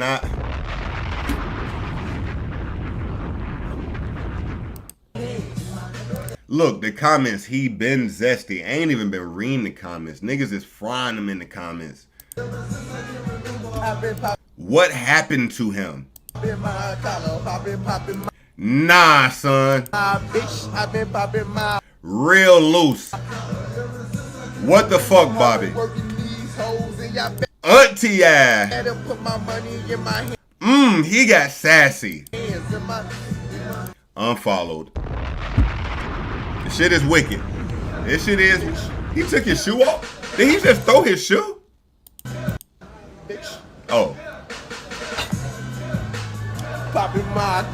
Nah, family. Bobby moving zesty as. That nigga stuck his tongue out. I'm finna lead the stream. Somebody gonna have to come over and finish the stream. This nigga is sticking his tongue out.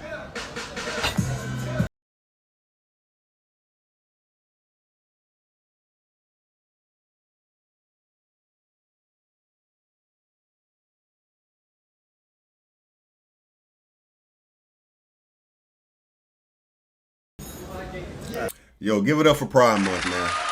Give it up for Pride Month. That's all I can say after watching that shit, man. I don't know what to say after that one, family. What the fuck, man? Bobby. Yo. Alright.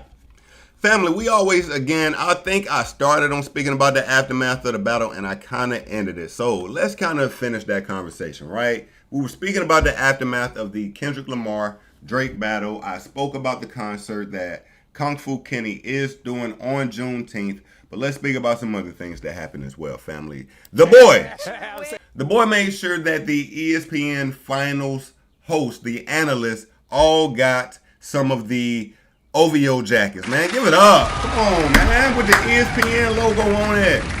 OVO, ESPN collab. He making sure that everybody got a jacket to the winning team. The winning team, okay? Alright.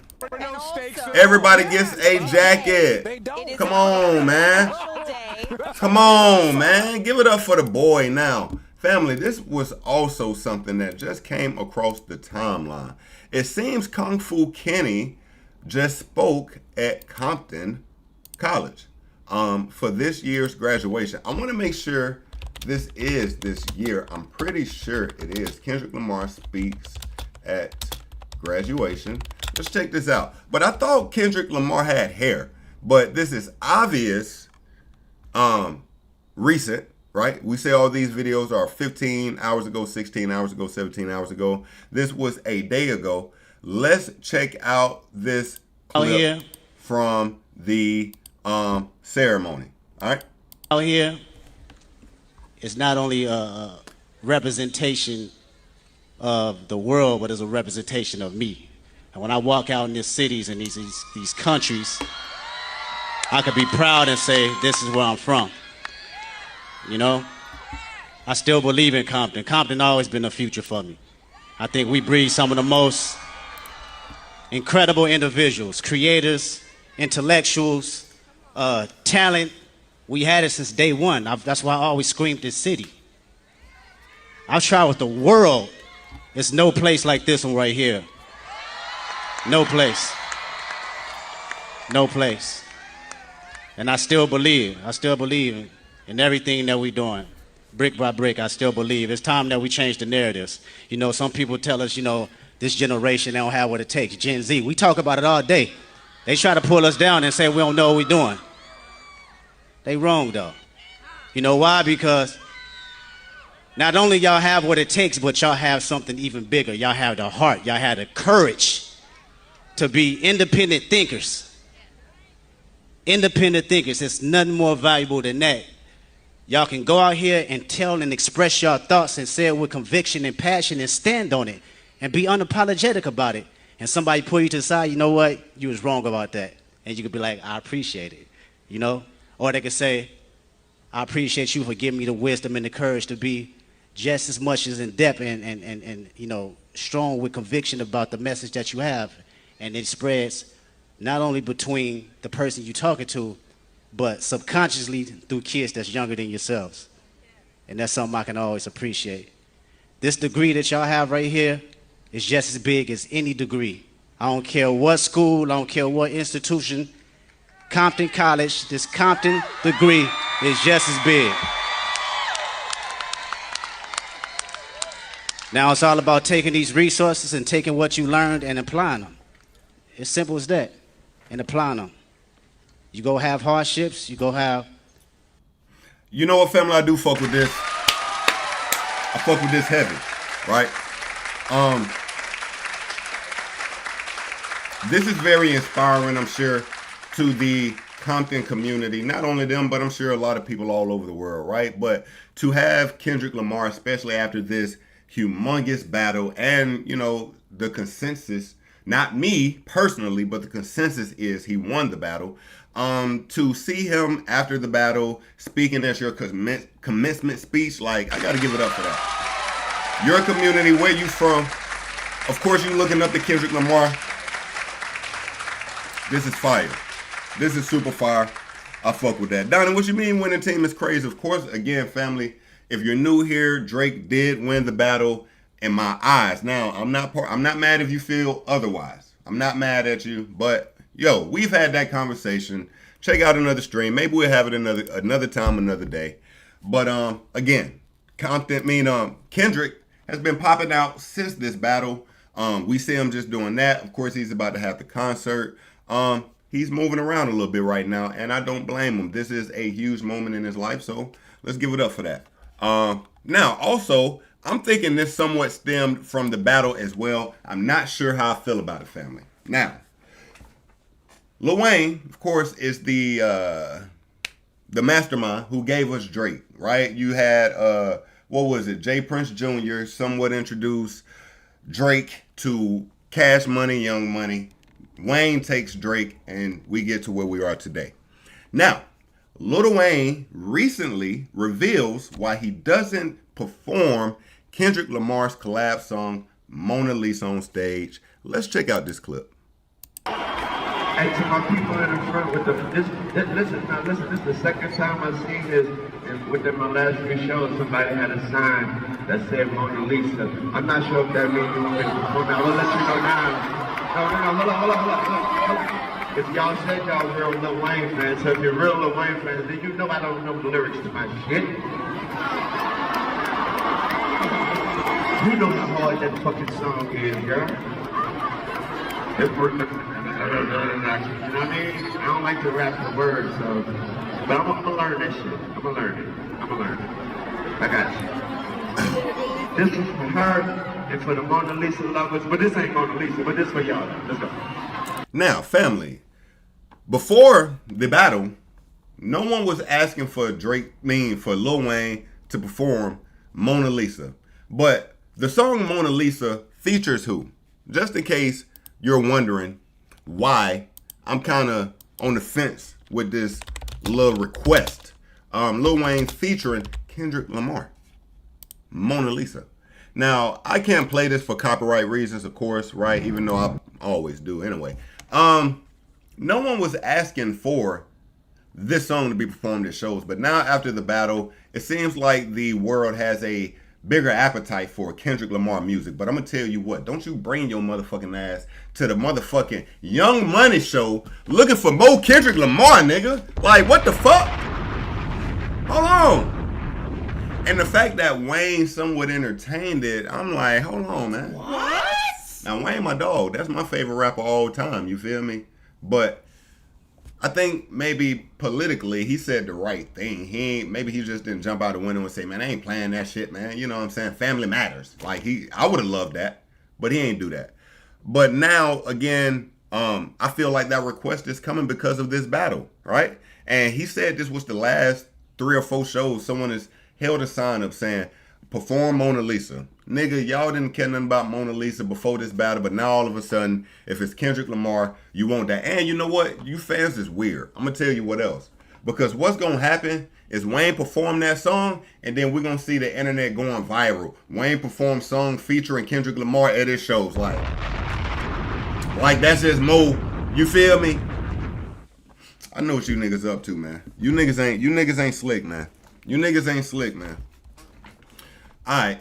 Let's see here. What else? 4.3 million people check that out too. That's crazy. All right. Let's see here. Okay. Yo, we didn't even speak of. Oh wait, we still got a few more about this battle situations, right? Now, family, this one is kind of shocking. I'm gonna be honest with you.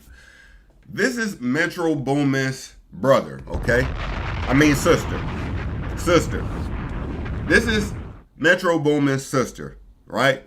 And she felt the way about Metro Boomin responding to Drake, but not responding to Soulja Boy. Now, family, we know Soulja Boy jumped out the window. Soulja Boy was saying some very disheartening things about Metro and his family. Of course, we know Metro lost his mother to a murder-suicide situation. Thoughts and prayers always with him and his family. That ain't even nothing to troll with to play with, right?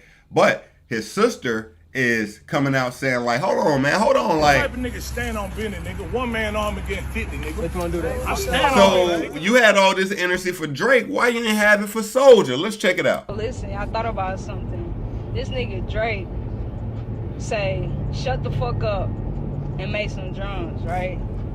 This nigga gets so out of his body and bothered by what he said, he go above and beyond to respond with a song. This nigga Soulja Boy say he sacrificed our mama, and what this bitch say? Not a motherfucking thing. This nigga went quiet. This nigga didn't say nothing, so that's something you allowing people to think about you, but you get out your body when a nigga call you a hoe and tell you to make some drums. That shit bothers you, but when a nigga speaking on your mama, your bitch ass don't say shit, and I'm the crazy one? Yeah, okay. Listen, I thought about something. This nigga Yo, Drake, family, this clip is so sad. You know what? This is one of those things where I think it goes back to money and maybe even fame being the root of all evil. What happened to Metro's and her mother is so unfortunate. But I think they probably had some beef before that situation with their mother. And you're looking at someone who you probably cannot please no matter what you do. You know, Metro probably looked out for her 1,000 times. But the one time you didn't look out for him, now it's fuck you. Now it's different energy. I'm sure Metro has done a lot for her. I'm sure. I'm 100% sure. But instead of her being appreciative of probably the things Metro has done, she finds every reason to still say you haven't done enough, right? And people do that often. People do that all the time. Matter of fact, on even a whole nother note, I was listening to the Joe Budden podcast today, and I'm listening to Elliot Wilson speak about Drake and how Drake doesn't do enough black media or media altogether, right? And as I'm listening to it, I'm yelling at my speaker because Drake has done multiple interviews for Elliot Wilson, who is black media. But how many interviews has he done with K-Dot? 0, right? So you're on one hand criticizing a man saying he doesn't do enough for media, and you're really criticizing him because you feel like you want him on your platform more, and he's not been on your platform enough. But let alone your platform, you got mad when he was on Bobby Althoff. You got mad when he did the other interview with the Sunday guy, right? But he's giving you some classic Drake interviews, right? But that's not enough.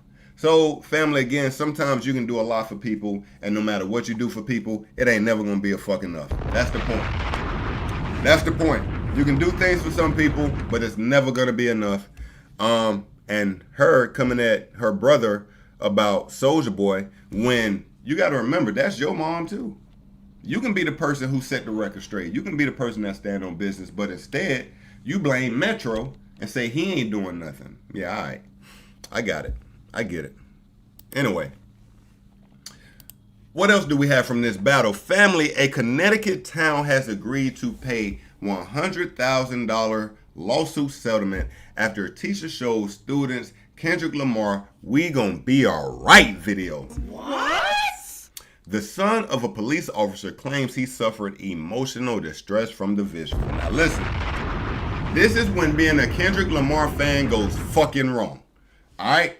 You out here trying to show the kids the "We Gon' Be Alright" video, probably in there saying, you know, how Drake is a culture vulture and how this is real culture and how Kendrick Lamar really connects with the black community and all this type of shit. You're probably trying to show that to the white kids and all that, and that motherfucker says, you know what? I didn't need to see this. I didn't need to see this video in my life. I am suffering from emotional distress. Not only am I sure she got fired for that, now the whole goddamn city has to pay $100K. Goddamn. Damn. You out there doing too much, and now look at what happens. Look at what the fuck happens. God damn. Okay. Hey man, look. Another W for the boy. Drizzy. Anyway. Alright. We haven't even touched this Ray J story yet. But family, I gotta use the bathroom low key. I'm not gonna lie. Hold on. Let me hit this bathroom, but while I do it, I gotta leave y'all with a song. Hold on. Let me get, oh, hold on. That's it. I'll be right back. I'm gonna break it down real quick, yo. Hey, yo, look, dog, I bought villas, stayed in resort Skrilla. How a stalk killer, I stalk killers. Man, I caught killers, disarmed fort killers. Cat frontin', court killers. Who more realer? Weed in the four-wheeler. F Mike, till you see me, you never saw a thriller. Fist scale, four reelers. Dirty whore want me to go.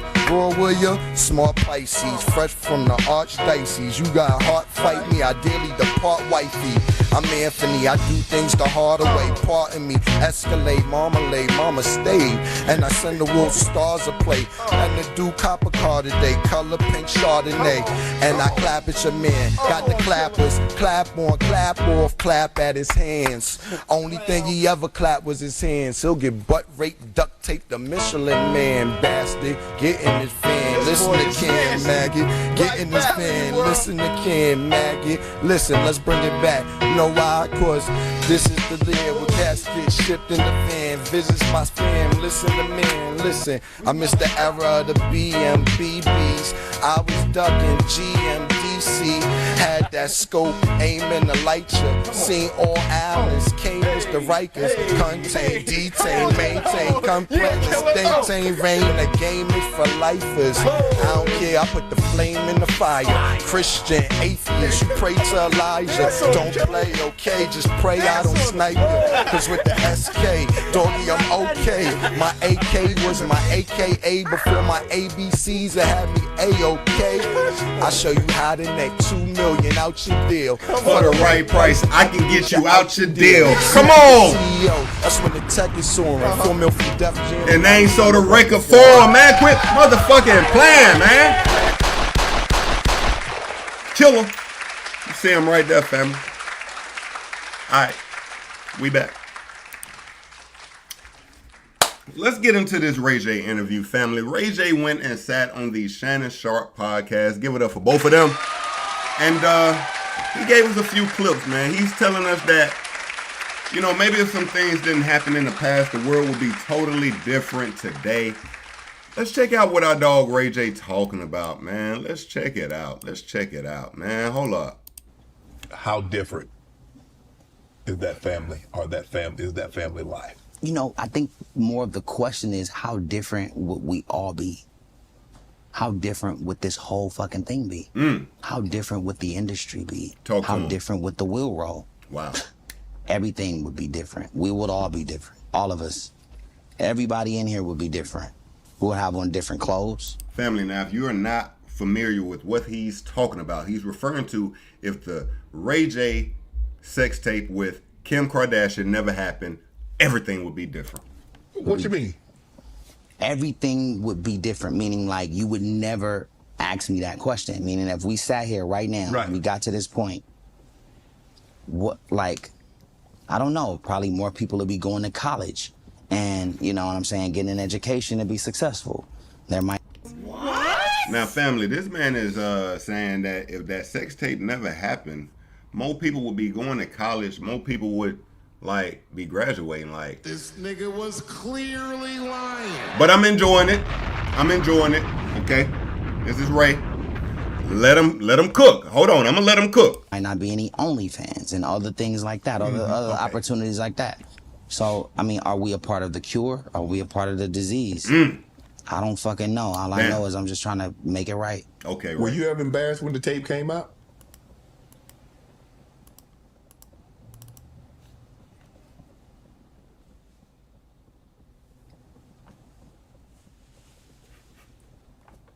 What'd you say, bro? Yapping? Now he stopped. I have kids now, so when I have kids, and everything that we did now when I have kids is just totally different. The whole thing is wacky. Before I was just like, but with my kids, it's not okay. And so I can't, without me going too far into it, without me getting in trouble. Yeah, I mean, nah, it's not okay now. But I'm 43.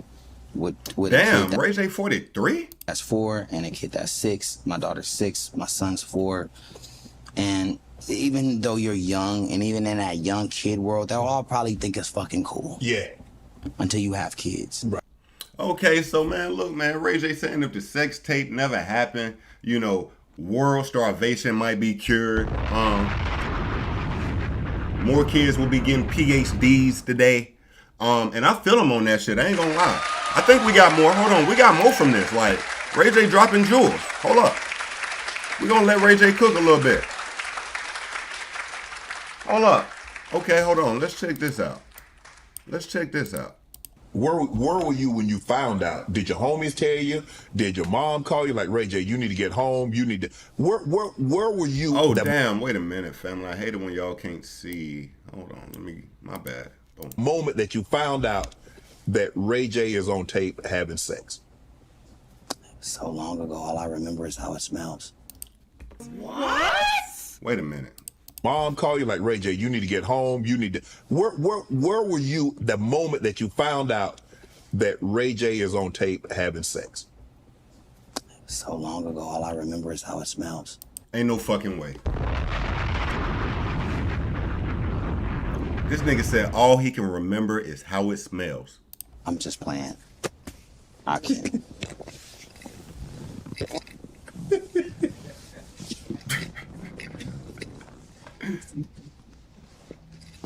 Nah, that was crazy. I didn't mean that either.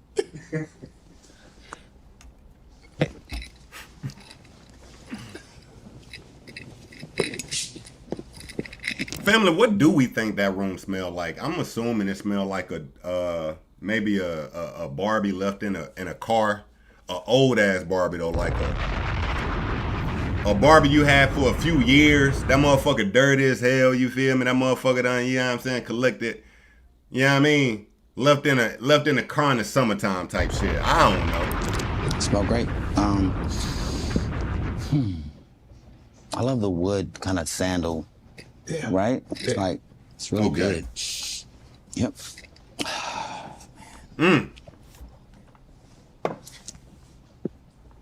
No, that's right. Yo, family, Shannon Sharpe, man. We got to give it up for him. I wonder how many views this interview got already. Let's check that real quick. We ain't going to stay on this. But Shannon Sharpe, is Shannon Sharpe the #1 podcast of 2024? Are we saying Shannon Sharpe, Club Shay Shay, is this the #1 podcast of 2024? Yes, it's a weekly podcast hosted by Shannon Sharpe. Now, the numbers that this channel has drawn within the last few months and the viralness it's had is just fucking astounding. This interview is now at 1.4 million views in 3 days, which is not bad. You can tell that real heat rock is somewhat coming down just a tad, because that Cat Williams 5 months ago did 70 million. But 4 months ago we had the Monique one. It's at 15 million now. Steve Harvey on his divorce dag. I never even saw this one, but this was a year ago before the big boom. It got 11 million views, right? So okay. All right. Yo, Club Shay Shay is Club Shay Shay is the #1 podcast of 2024. That's a fact. It's the #1. It's the #1. It's making the most noise. It's getting the most views. Yeah. Club Shay Shay got it for 2024. That's a motherfucking fact. That's a fact. That is a fact. Okay. Was that all we had from our dog there? I think so. I think it was. I think so. But we still got more, family. Don't you fret. All right. Couple quick hitters, but this is a good one, family. Billboard names their top 10 female artists currently. Family, how do we feel about this listing? Hold on, let me get out the way again, son. Hold on. How do we feel about this listing? We got Nicki Minaj at #1, Sexyy Red at #2, Megan Thee Stallion at #3, Doja at 4. First of all, Doja, is this female rappers? Doja, I don't consider Doja Cat a female rapper. I consider her like a pop artist, right? Ritz-Craft and Cat Night. Nah, you fucking crazy. You crazy. Hold up. Oh, yeah. Family, how do we feel about this list? All right, so we got Flo Milli at 10, JT, Lotto, Cardi B, Glorilla, Ice Spice, Doja, Megan, Sexyy, Nicki. I do feel like it's a fight for the current #1 female artist being between Nicki and Sexyy. I do feel that they got that right. Nicki Minaj recently dropped an album that was well received. And of course, she's got the longevity. She is the queen, right? So I can see her still being currently #1. But if I wanted to make a real debate, I would probably have Sexyy Red currently #1. I don't think it's a female artist making more noise currently than Sexyy Red. Of course, she's coming off the Drake feature. She's coming off Chief Keef features. She has a few entries in the Billboard Hot 100 charts, right? Her shows are selling out. Every time you turn on the internet, you're seeing her somewhere. I think Sexyy Red currently has the ball when it comes to female artists. But Nicki is Nicki, right? And she's been Nickiing. Megan Thee Stallion, although I'm not a real big fan of Megan Thee Stallion, she does deserve to be in this top 5. I would probably move this around just a tad. So, you know what? Maybe an unpopular opinion, I feel like JT needs to be in the top 5. JT has been moving underground, working her music, She hasn't been getting those big looks that she may have once got when she was with the City Girls. But I like the community she's building. She's rapping. I really like what JT doing. So I'm putting JT. We're going to keep Nicki. No, we're going to swap that. We're going to make Sexyy #1. We're going to put Nicki #2. This is in my current, right? I'm going to put JT at #3 because JT is definitely working. I'm going to put Flo Milli at #4 because Flo Milli is working as well. That's a fact. I'm going to put Ice at 5 because Ice has been moving. Her peak has came down just a tad, but she's settled in a great place. I'm going to put Glorilla at 6. No, actually, I take that back. I'm going to put Lotto at 6. Lotto has been working hard. She's been doing her thing. I like it. After Lotto, I got Glorilla. Glorilla is still that bitch, but she's cooling off a tad. She really need to. She gave us Yeah Glow, and that song was moving, but she had to really follow up with something after that to really try to get back in that top 5 category for the women, in my opinion, right now. I'm gonna put. We got Lotto and Cardi B left. No, I just said Lotto, right? Yeah. No, Doja and Cardi B.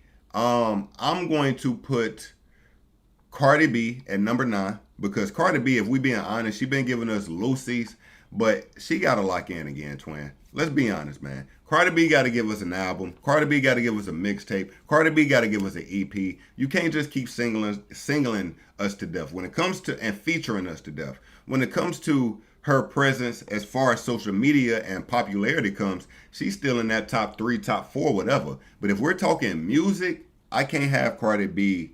And they even got her at #7, but I'm going to put her at #9. I'm going to put Doja Cat at #10 because I don't look at Doja Cat as a rapper. She is a pop star. She is a pop artist. I'm going to put her in that #10 spot, okay? That's how I'm ranking these females, okay? When it comes to that. Oh, I missed this when it came to the aftermath of the battle. What the fuck is this, family?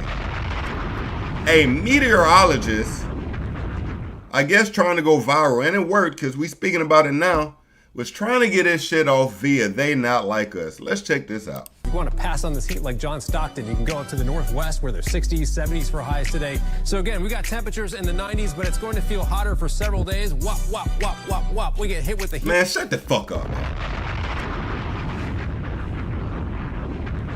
Wop, wop, wop. We get hit with the heat. Wop, wop. We get hit with the heat index well over 100. But the main story really is the fact that we're just stocking up on hot days. How many stocks do I really have in stock? 1, 2, 3, 4, 5, plus 5. Hey, look at this. We've got temperatures going 90 plus for several days. You want to pass on this heat like John Stockton? Man, what the fuck, man? Nah, he cooked. I ain't gonna lie. He did his thing. Hold up. Gordo. Let's hit a few more of these real quick. Gordo, of course, a producer, thinks people will appreciate Drake's Honestly Nevermind like Kanye's 808 Heartbreaks in a few years. Now, family, ignore that whole headline. I'm going to tell you what's really going on. Gordo and Drake are currently working. That's what we want. Gordo and Drake are currently in the lab. They are working, and we need more Gordo and Drake. Let's look at some of these songs Gordo and Drake have put together. Gordo and Drake collabs, our song. Let's see. What are some of the songs Gordo produced?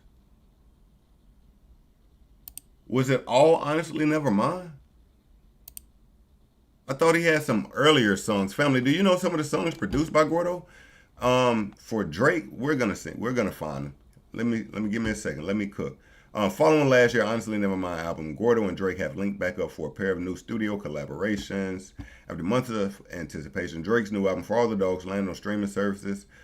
He produced Gently and Rich Baby Daddy. I thought we had more from them before this.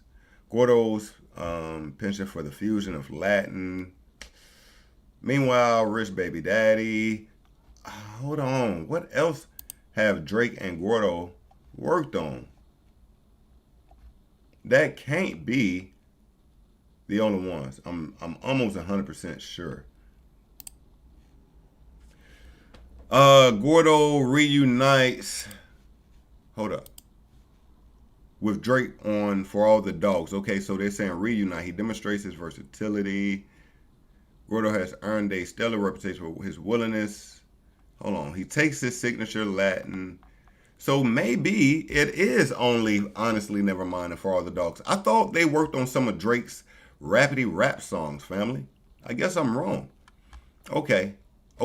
Maybe I'm wrong, family. I thought Gordo and Drake worked on some of his rapidy rap songs. Could be wrong. Anyway it goes, Gordo and Drake are currently locked in the studio working on some music, and I'm here for it. We already kind of spoke about Drake's comeback after the battle. Hasn't been the cleanest. We would like to hear some more bars, but he's still in the lab working, collabing, putting music together. We here for it. And you got Yachty speaking about Drake, since we're just in this realm right now. Fam, I'm gonna be honest. Some things when people speak about others, nigga, it just sound like you dick riding. I'm gonna be real. It's like when people come with the weirdest facts that no one would know, no one asked, but you kind of know it. I'm gonna tell you what made me think about this. As I was listening to the Joe Budden podcast this morning, they was talking about top 10 water brands. Elliott Wilson was on the show, and Elliott Wilson knew Jay-Z's favorite water. What? Family, do you know the level of dick riding you have to do to know a nigga's favorite water? Like, he thought he was dropping jewels too. Like, niggas was like, oh yeah, I like Aquafina. I like this. I like that. This nigga out of nowhere. Oh, Hove likes Mountain Valley. What? Yo, get off your knees, gang. Like, But this one is not as bad, but it's still kind of, Check it out. Did you say music is a part of your all-day, everyday experiences? No. That's the same with Drake. Would you say music is a part of your all-day, everyday experience? The guess is no. That's the same with Drake. Like, what? Started hanging with him a lot. He rarely listens to music, except for like when he's recording. You know? Do you mean in the weeks he's recording? He'll just be like in his daily life. Mm-hmm. Like I'm gonna wake up, music, driving, music, showering, music, eating, music. He's more like a talking type of person. Yeah. Music when it's time to record. Sometimes he plays music in the car, but sometimes he'll ride in silence. Most times. Before we got as close, I thought all musicians were like me, and just like music was all everyday, everything. Did you say you? Weird facts, but okay. Family, this does lead me to ask you, how are you? I'm a guy who really listens to podcasts more than I listen to music by far. Within a week, I'm 80%, maybe 85% podcasts and 15% music. That is no lie. I listen to podcasts all week, way more. And I'm an avid listener of podcasts. I'm listening to podcasts all day, every day. Way bigger fan of podcasts than just listening to music. That's just me. How about you, family? Do you listen to music more throughout the day, throughout the week, or do you listen to podcasts and other things like that more throughout the week? Kind of let me know. Let me know. We still got a few topics here, family. Some quick hitters. Let's get to them. Now, Drewski. We all remember, well, let me speak for me personally. I remember Drewski really popping up on the scene from the Laugh Now, Cry Later video. And obviously, if I'm being honest, unless you were a day one Drewski fan, you did too, right? He's sitting speaking with, I can't think of this guy's name, but he's in the Beta Squad. That is a UK YouTube group, right? And he's speaking about the moment Drake called him up. Drewski was called by Drake to be in the Laugh Now, Cry Later song, and what it did for his life and his career. 2020 is when I did the video with Drake, and that was the first big check. I was going to ask you that about was this. The first big check I got. I was going to ask about this because did you think you were big enough to be getting that call up from Drake? That's crazy. I didn't. Because now, family, we speak about all the times Drake has put people on. Of course, people try to paint nasty narratives like he just stole music from this person and he didn't put anybody on. But Drake has put on a plethora of people, even including influencers. He's saying right here, he didn't even deserve the call from Drake when he got it, but he got it. That's crazy. I didn't. Because I was rocking with your content. I was rocking with your content from I think maybe 2018, 2019. Yeah. And then obviously I love the progression and shit. Yeah. Then I just see sometimes you're laughing, sometimes I said, what the fuck? How did he is go Drewski from doing that to here? that? Yeah, a lot of people were surprised though. That was crazy, and that's when he also told me like what I was gonna become before I even like had done that. Like he had like called my phone and like personally like just told me a whole bunch of shit on like how I need to move and like I'm like, bro, it was so early on. I'm like, I'm listening to it like I'm like stuck. You're still thinking I couldn't even say no words. I yeah. couldn't say no words. I remember telling him like thank you and stuff at the end of the call, but I like for like a whole 10 minutes, I couldn't even develop no words because I'm like, one, I'm about to fly out to Portland, Oregon, and I'm like, wait, and then two, I loved Nike and I always wanted to work with Nike, so I'm like, all right, that's already off the list. And then Drake, I always was like, that is like a number one thing. Like I can't even, but I thought that was gonna come years later, and that happened then, and it was like, bro, I super fire, man. Drake gave him an opportunity he wasn't even per se ready for. Don't know. Laugh now. We're just gonna get to that part. Laugh now, cry later. Boom, Drizzy. Let's get to, let's see. Where's it at? Here we go. So, this is the moment he's speaking about here. Damn, baby. Sometimes we laugh, sometimes we cry, but I guess you know now. What are you doing? What? Wait.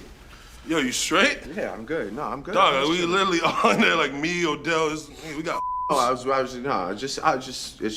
been a long fight. It's been a long fight, and I just had to have a warrior spirit, and that's all. So I'm just. Drake funny as fuck. I'm not gonna lie, man. Niggas can make all the jokes they want. This nigga funny as fuck, man. He don't mind being the butt of the joke. Don't start that. No, I'm good. I'm just regrouping. You sure? You got a tissue? No. Why would? Okay. Yo, it's bro. Okay. Let's get the. Okay. Baby. And if we being honest, this was a huge moment for Lil Durk in his career as well. For sure. Telling that boy to move Zesty down.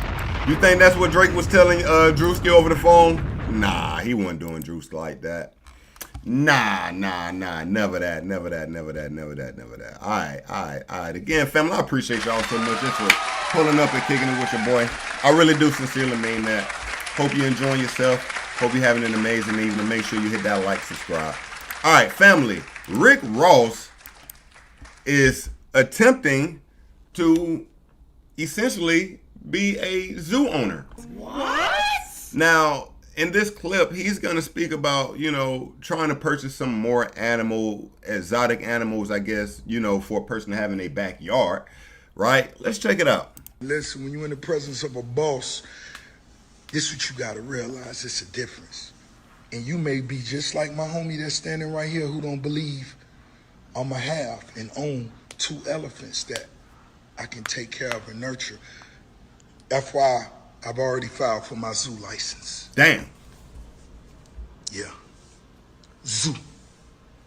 Now, I'm going to be honest. As I watched this clip, I kind of think the dude that Rick Ross went to about getting 2 elephants maybe pissed him off when he denied him he couldn't get them elephants. So Rick Ross says, I'm going to make a video right fucking now and let this nigga know what the fuck I got in motion like. Because think about it. He's saying you may be like this gentleman right here, this hating ass nigga right here, who ain't trying to let a nigga get these elephants today. You might be like him, but don't even trip. My homie that's standing right here who don't believe I'ma have and own 2 elephants that I can take care of and nurture. That's why I've already filed for my zoo license. Yeah. Zoo. 2 O's. You ain't know that, huh? Nah, yeah, and it take time, but... Nah, hold on, you ain't know that, huh? Look at him. Nah, he a little tight. Ross a little tight that he couldn't get his elephants on demand. I'm gonna be honest. You can tell. He a little tight. You ain't know that, huh?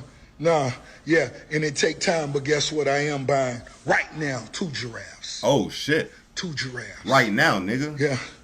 And you're going to have to climb up somewhere real tall to feed them things, you heard? Already got it planned out. So when Eddie Murphy get ready to film Coming to America 3 at the Promised Land, I'm going to rent the animals.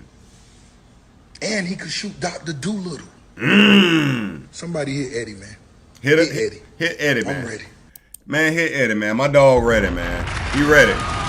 He ain't ready for the game. The game hit that boy with a quick. That boy ain't moved. That boy ain't say nothing, but, you know, I guess he trying to just move on past that violence, I guess. You know what I'm saying? Family, one of my current favorite rappers, man, Bossman DLo, man.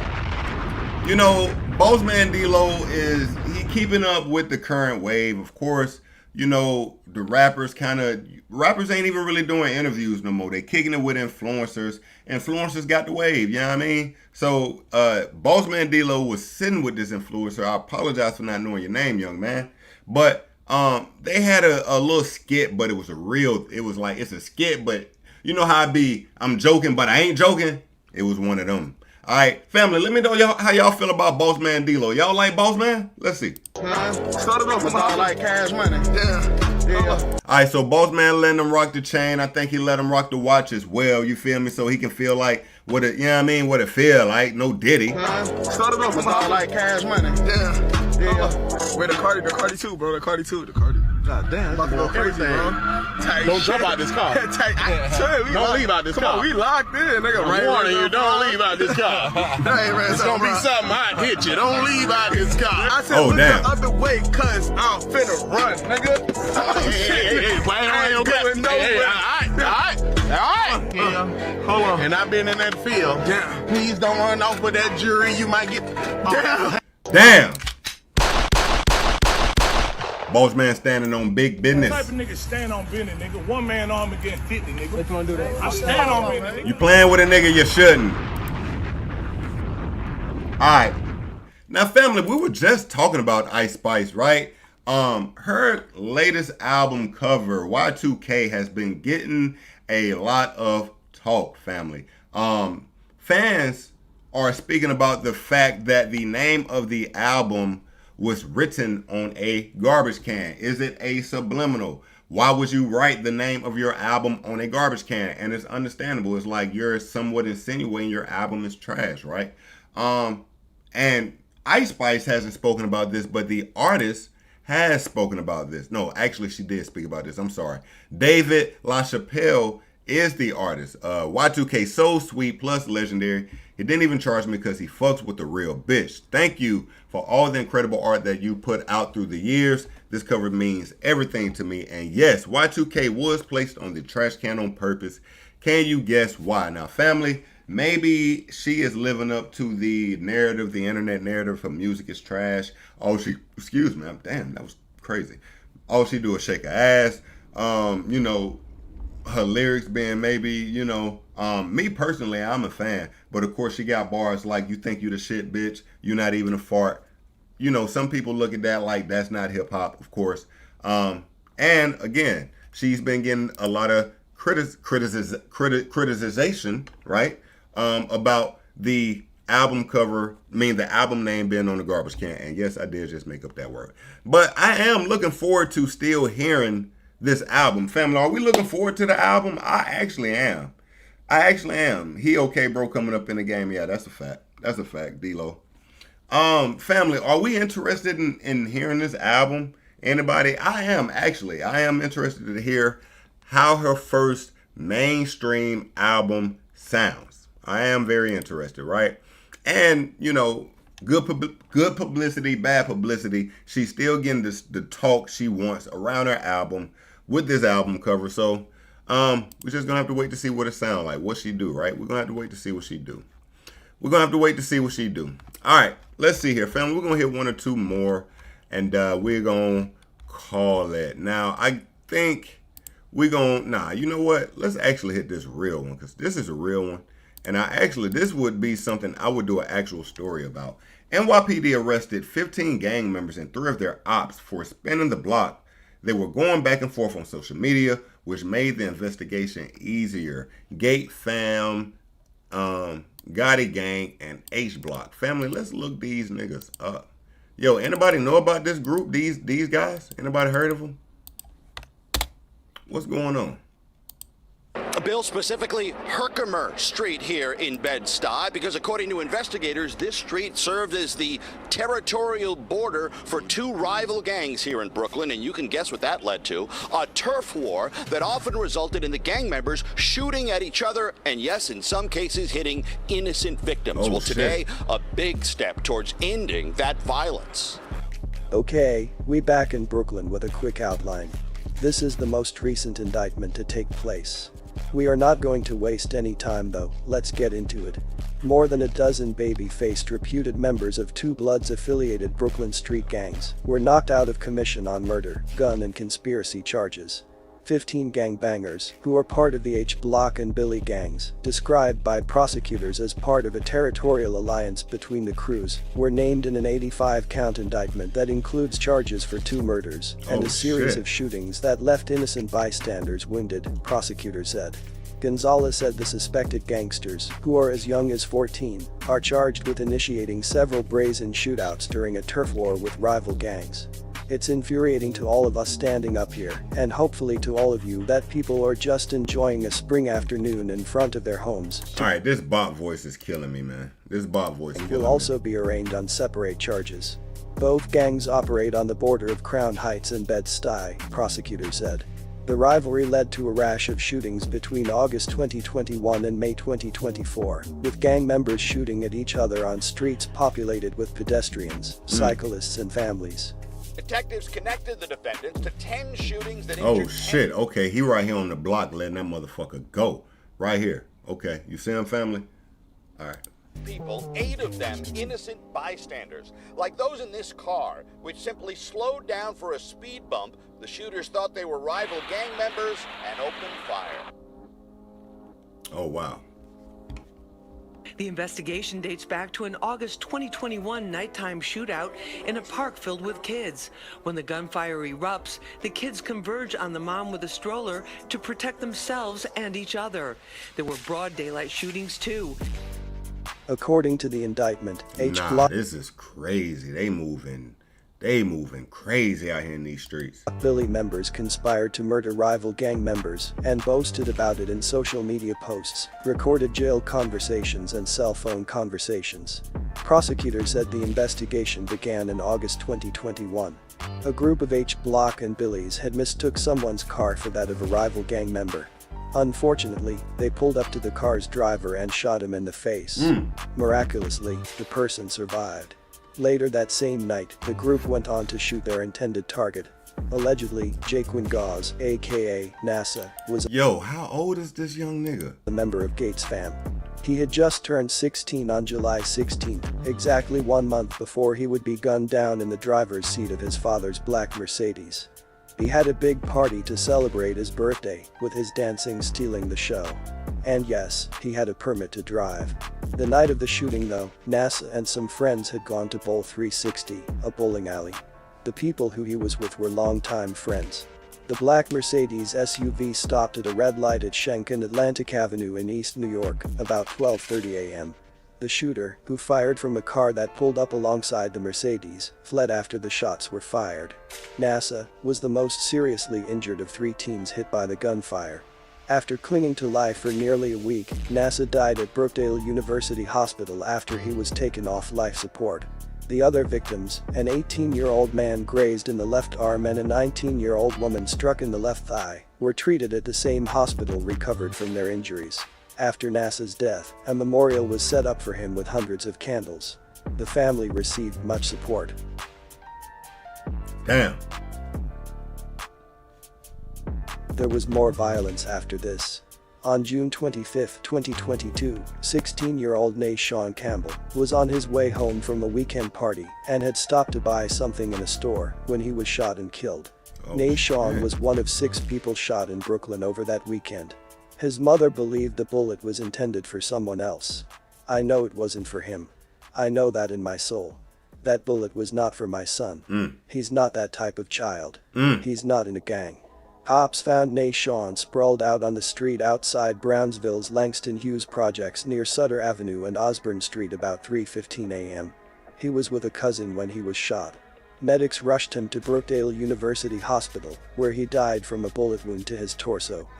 Nashawn, a student at Abraham Lincoln High School, had dreams of becoming an architect and loved dancing and playing basketball. He just liked to be out with his cousins, his mother said. He doesn't carry weapons. He's not a street demon. He was my bookworm.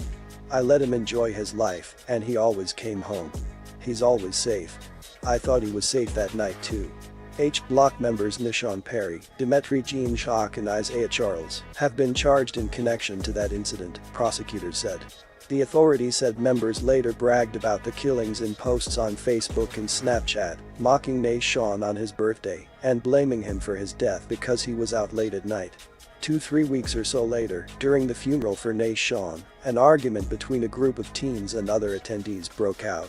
The dispute then spilled outside, and the teens were chased down Washington Avenue, where an 18-year-old boy was stabbed in the stomach and the arm. He survived though. The attacker fled the scene. The H Block turf war with Gates fam resulted in other casualties, in some cases, during broad daylight shootouts.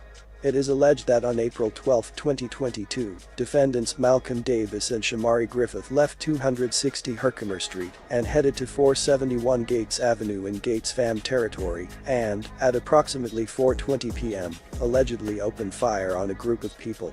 3 innocent people were struck and wounded. A 29-year-old man was shot in the back and suffered a spinal cord injury, a 42-year-old man suffered a graze wound to his right arm, and a 45-year-old man suffered a gunshot wound to his right thigh. Side note, this was the same day that Frank Robert James put on a gas mask, threw 2 smoke grenades, and fired a handgun 33 times on the train.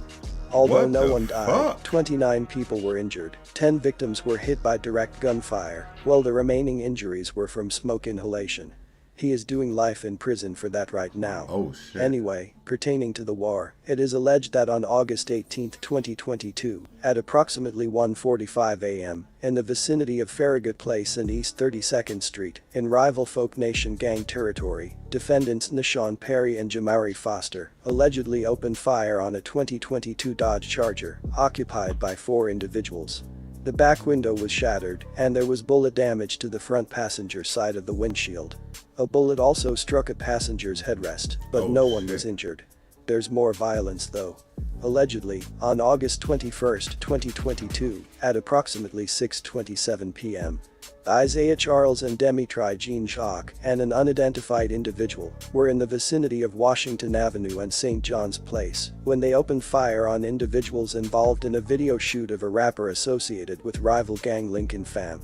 The 3 shooters allegedly opened fire on a crowd of people, striking a then 25-year-old videographer in the leg. 4 cars in the vicinity were damaged. Yo, I did not know they were still drilling like this in New York. This is in Brooklyn. I did not know this, family. No cap. By gunfire. Yo, G Money, I appreciate you. No cap. Thank you. Police recovered 13 shell casings, 1 fired bullet fragment, and 1 cartridge from the scene. A more recent indictment includes a situation that took place on October 2, 2023. That morning, at approximately 10:45 a.m., in the vicinity of Chauncey Street and Stuyvesant Avenue, Gates fam member David Robinson used his vehicle to allegedly attempt to run over H Block member Michael Hammond. Robinson then crashed his vehicle into a city bike rack and a fire department pole, which was knocked to the ground. Several bicycles were damaged. In response, it is alleged, Hammond fired shots at Robinson's car and struck him in the shoulder.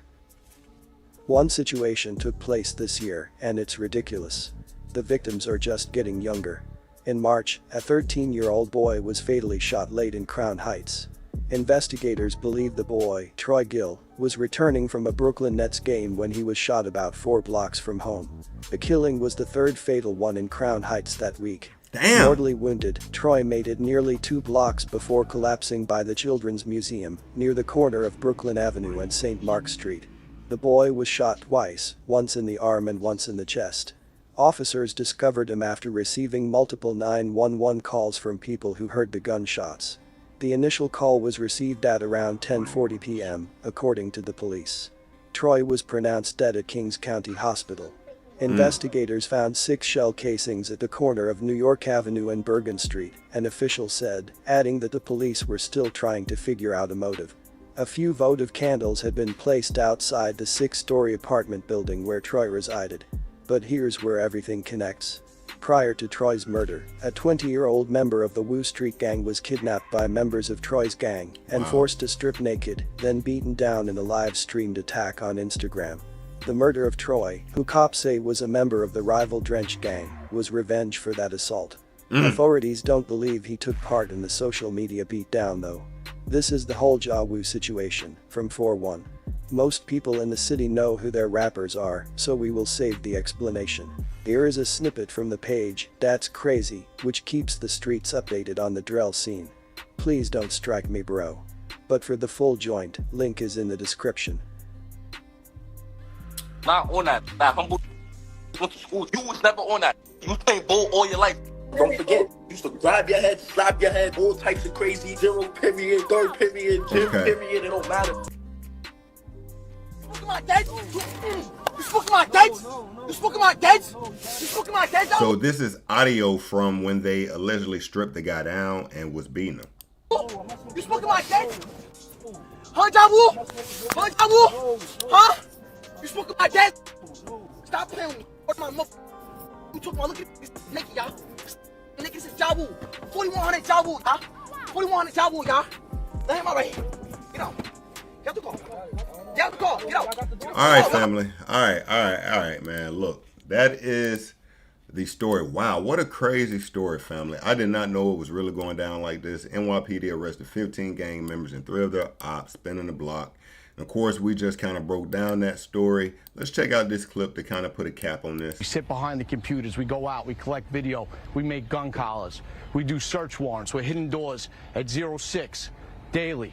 The investigation dates back to an August 2021 nighttime shootout in a park filled with kids. When the gunfire... Okay. In August 2022, they went spinning. Right now, and they say that these suspects are so dangerous and have so many guns, me and my crew need to put on these bulletproof vests. Gotta wait till 06. One of the teams goes to pick up one of the pre-indicted suspects wearing tactical gear and carrying special equipment. You can see that the detectives here are posted up outside this apartment complex. That's to watch for any kind of activity in any of the windows. For the first time, we sit behind the computers, we go out, we collect video. All right. Okay, family. Let's hit one more and let's call this team here, family. Let's try to end on something a little more fun. Maybe this isn't fun, but family, this was a eye-opener to me. So, family, you know your boy is like an old school hip-hop head type shit, right? This was a video of Jay-Z performing in Atlanta, Georgia. Now, I'm going to tell you why this is significant. There was a debate going around on the internet that the South never fucked with Jay-Z, his music, his sound. You know, up north, y'all praised him way more than people in the South praised him. And I will say that is somewhat true. But for some of the naysayers that say the South didn't rock with Jay-Z at all, this is a good video for them to see and kind of check out. All right. Yeah. Real niggas do real things, nigga. That's better, y'all. What the fuck I'm talking about?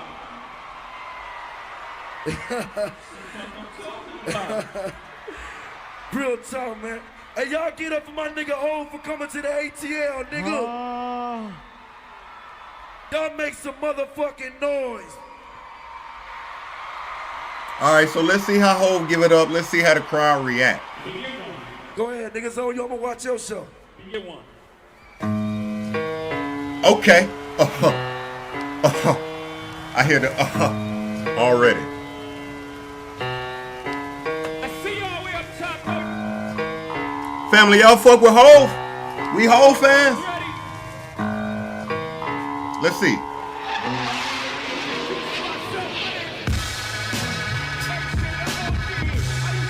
Okay, look like they fucking with him.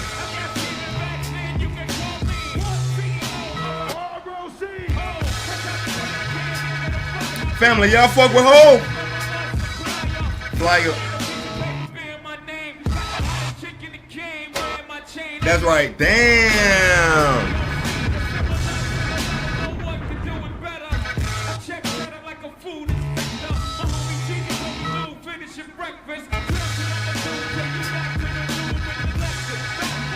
jewels in the necklace.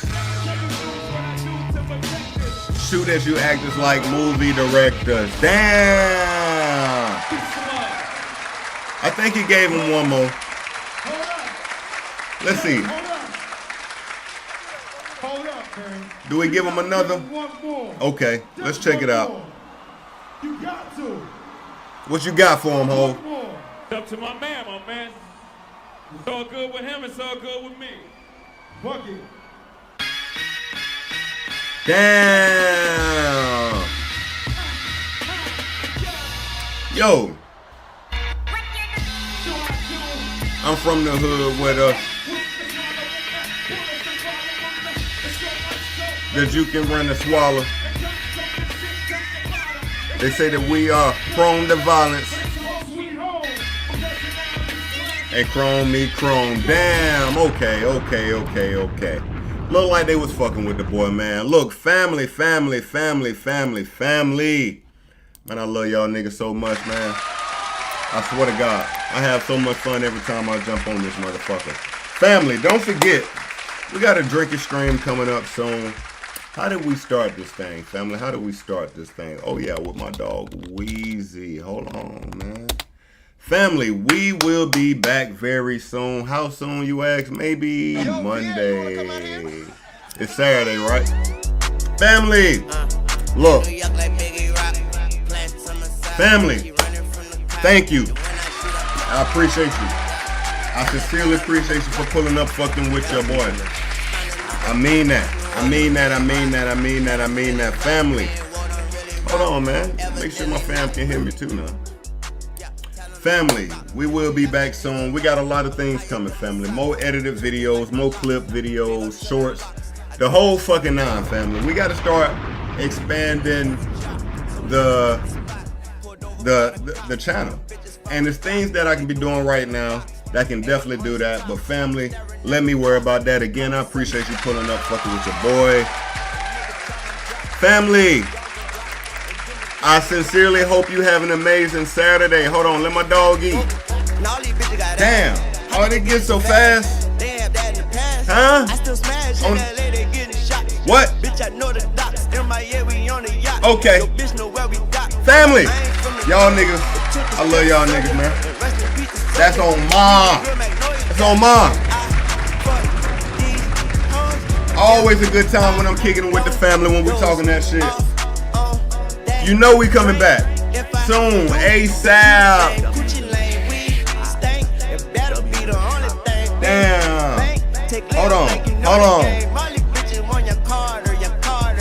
The fireman, fire starter, need water. Damn. Family. Woo. Woo. Woo. This is my dog, family. Yo, if you have any suggestions, drop them in the Discord. The Discord link is in the chat. Make sure you checking out the community page, family. We're keeping you updated with the latest and greatest in hip hop. You got 14 bricks in that bag? Okay. All right. Family, man. I love y'all niggas to death. We up out this thing, family. Having a great day.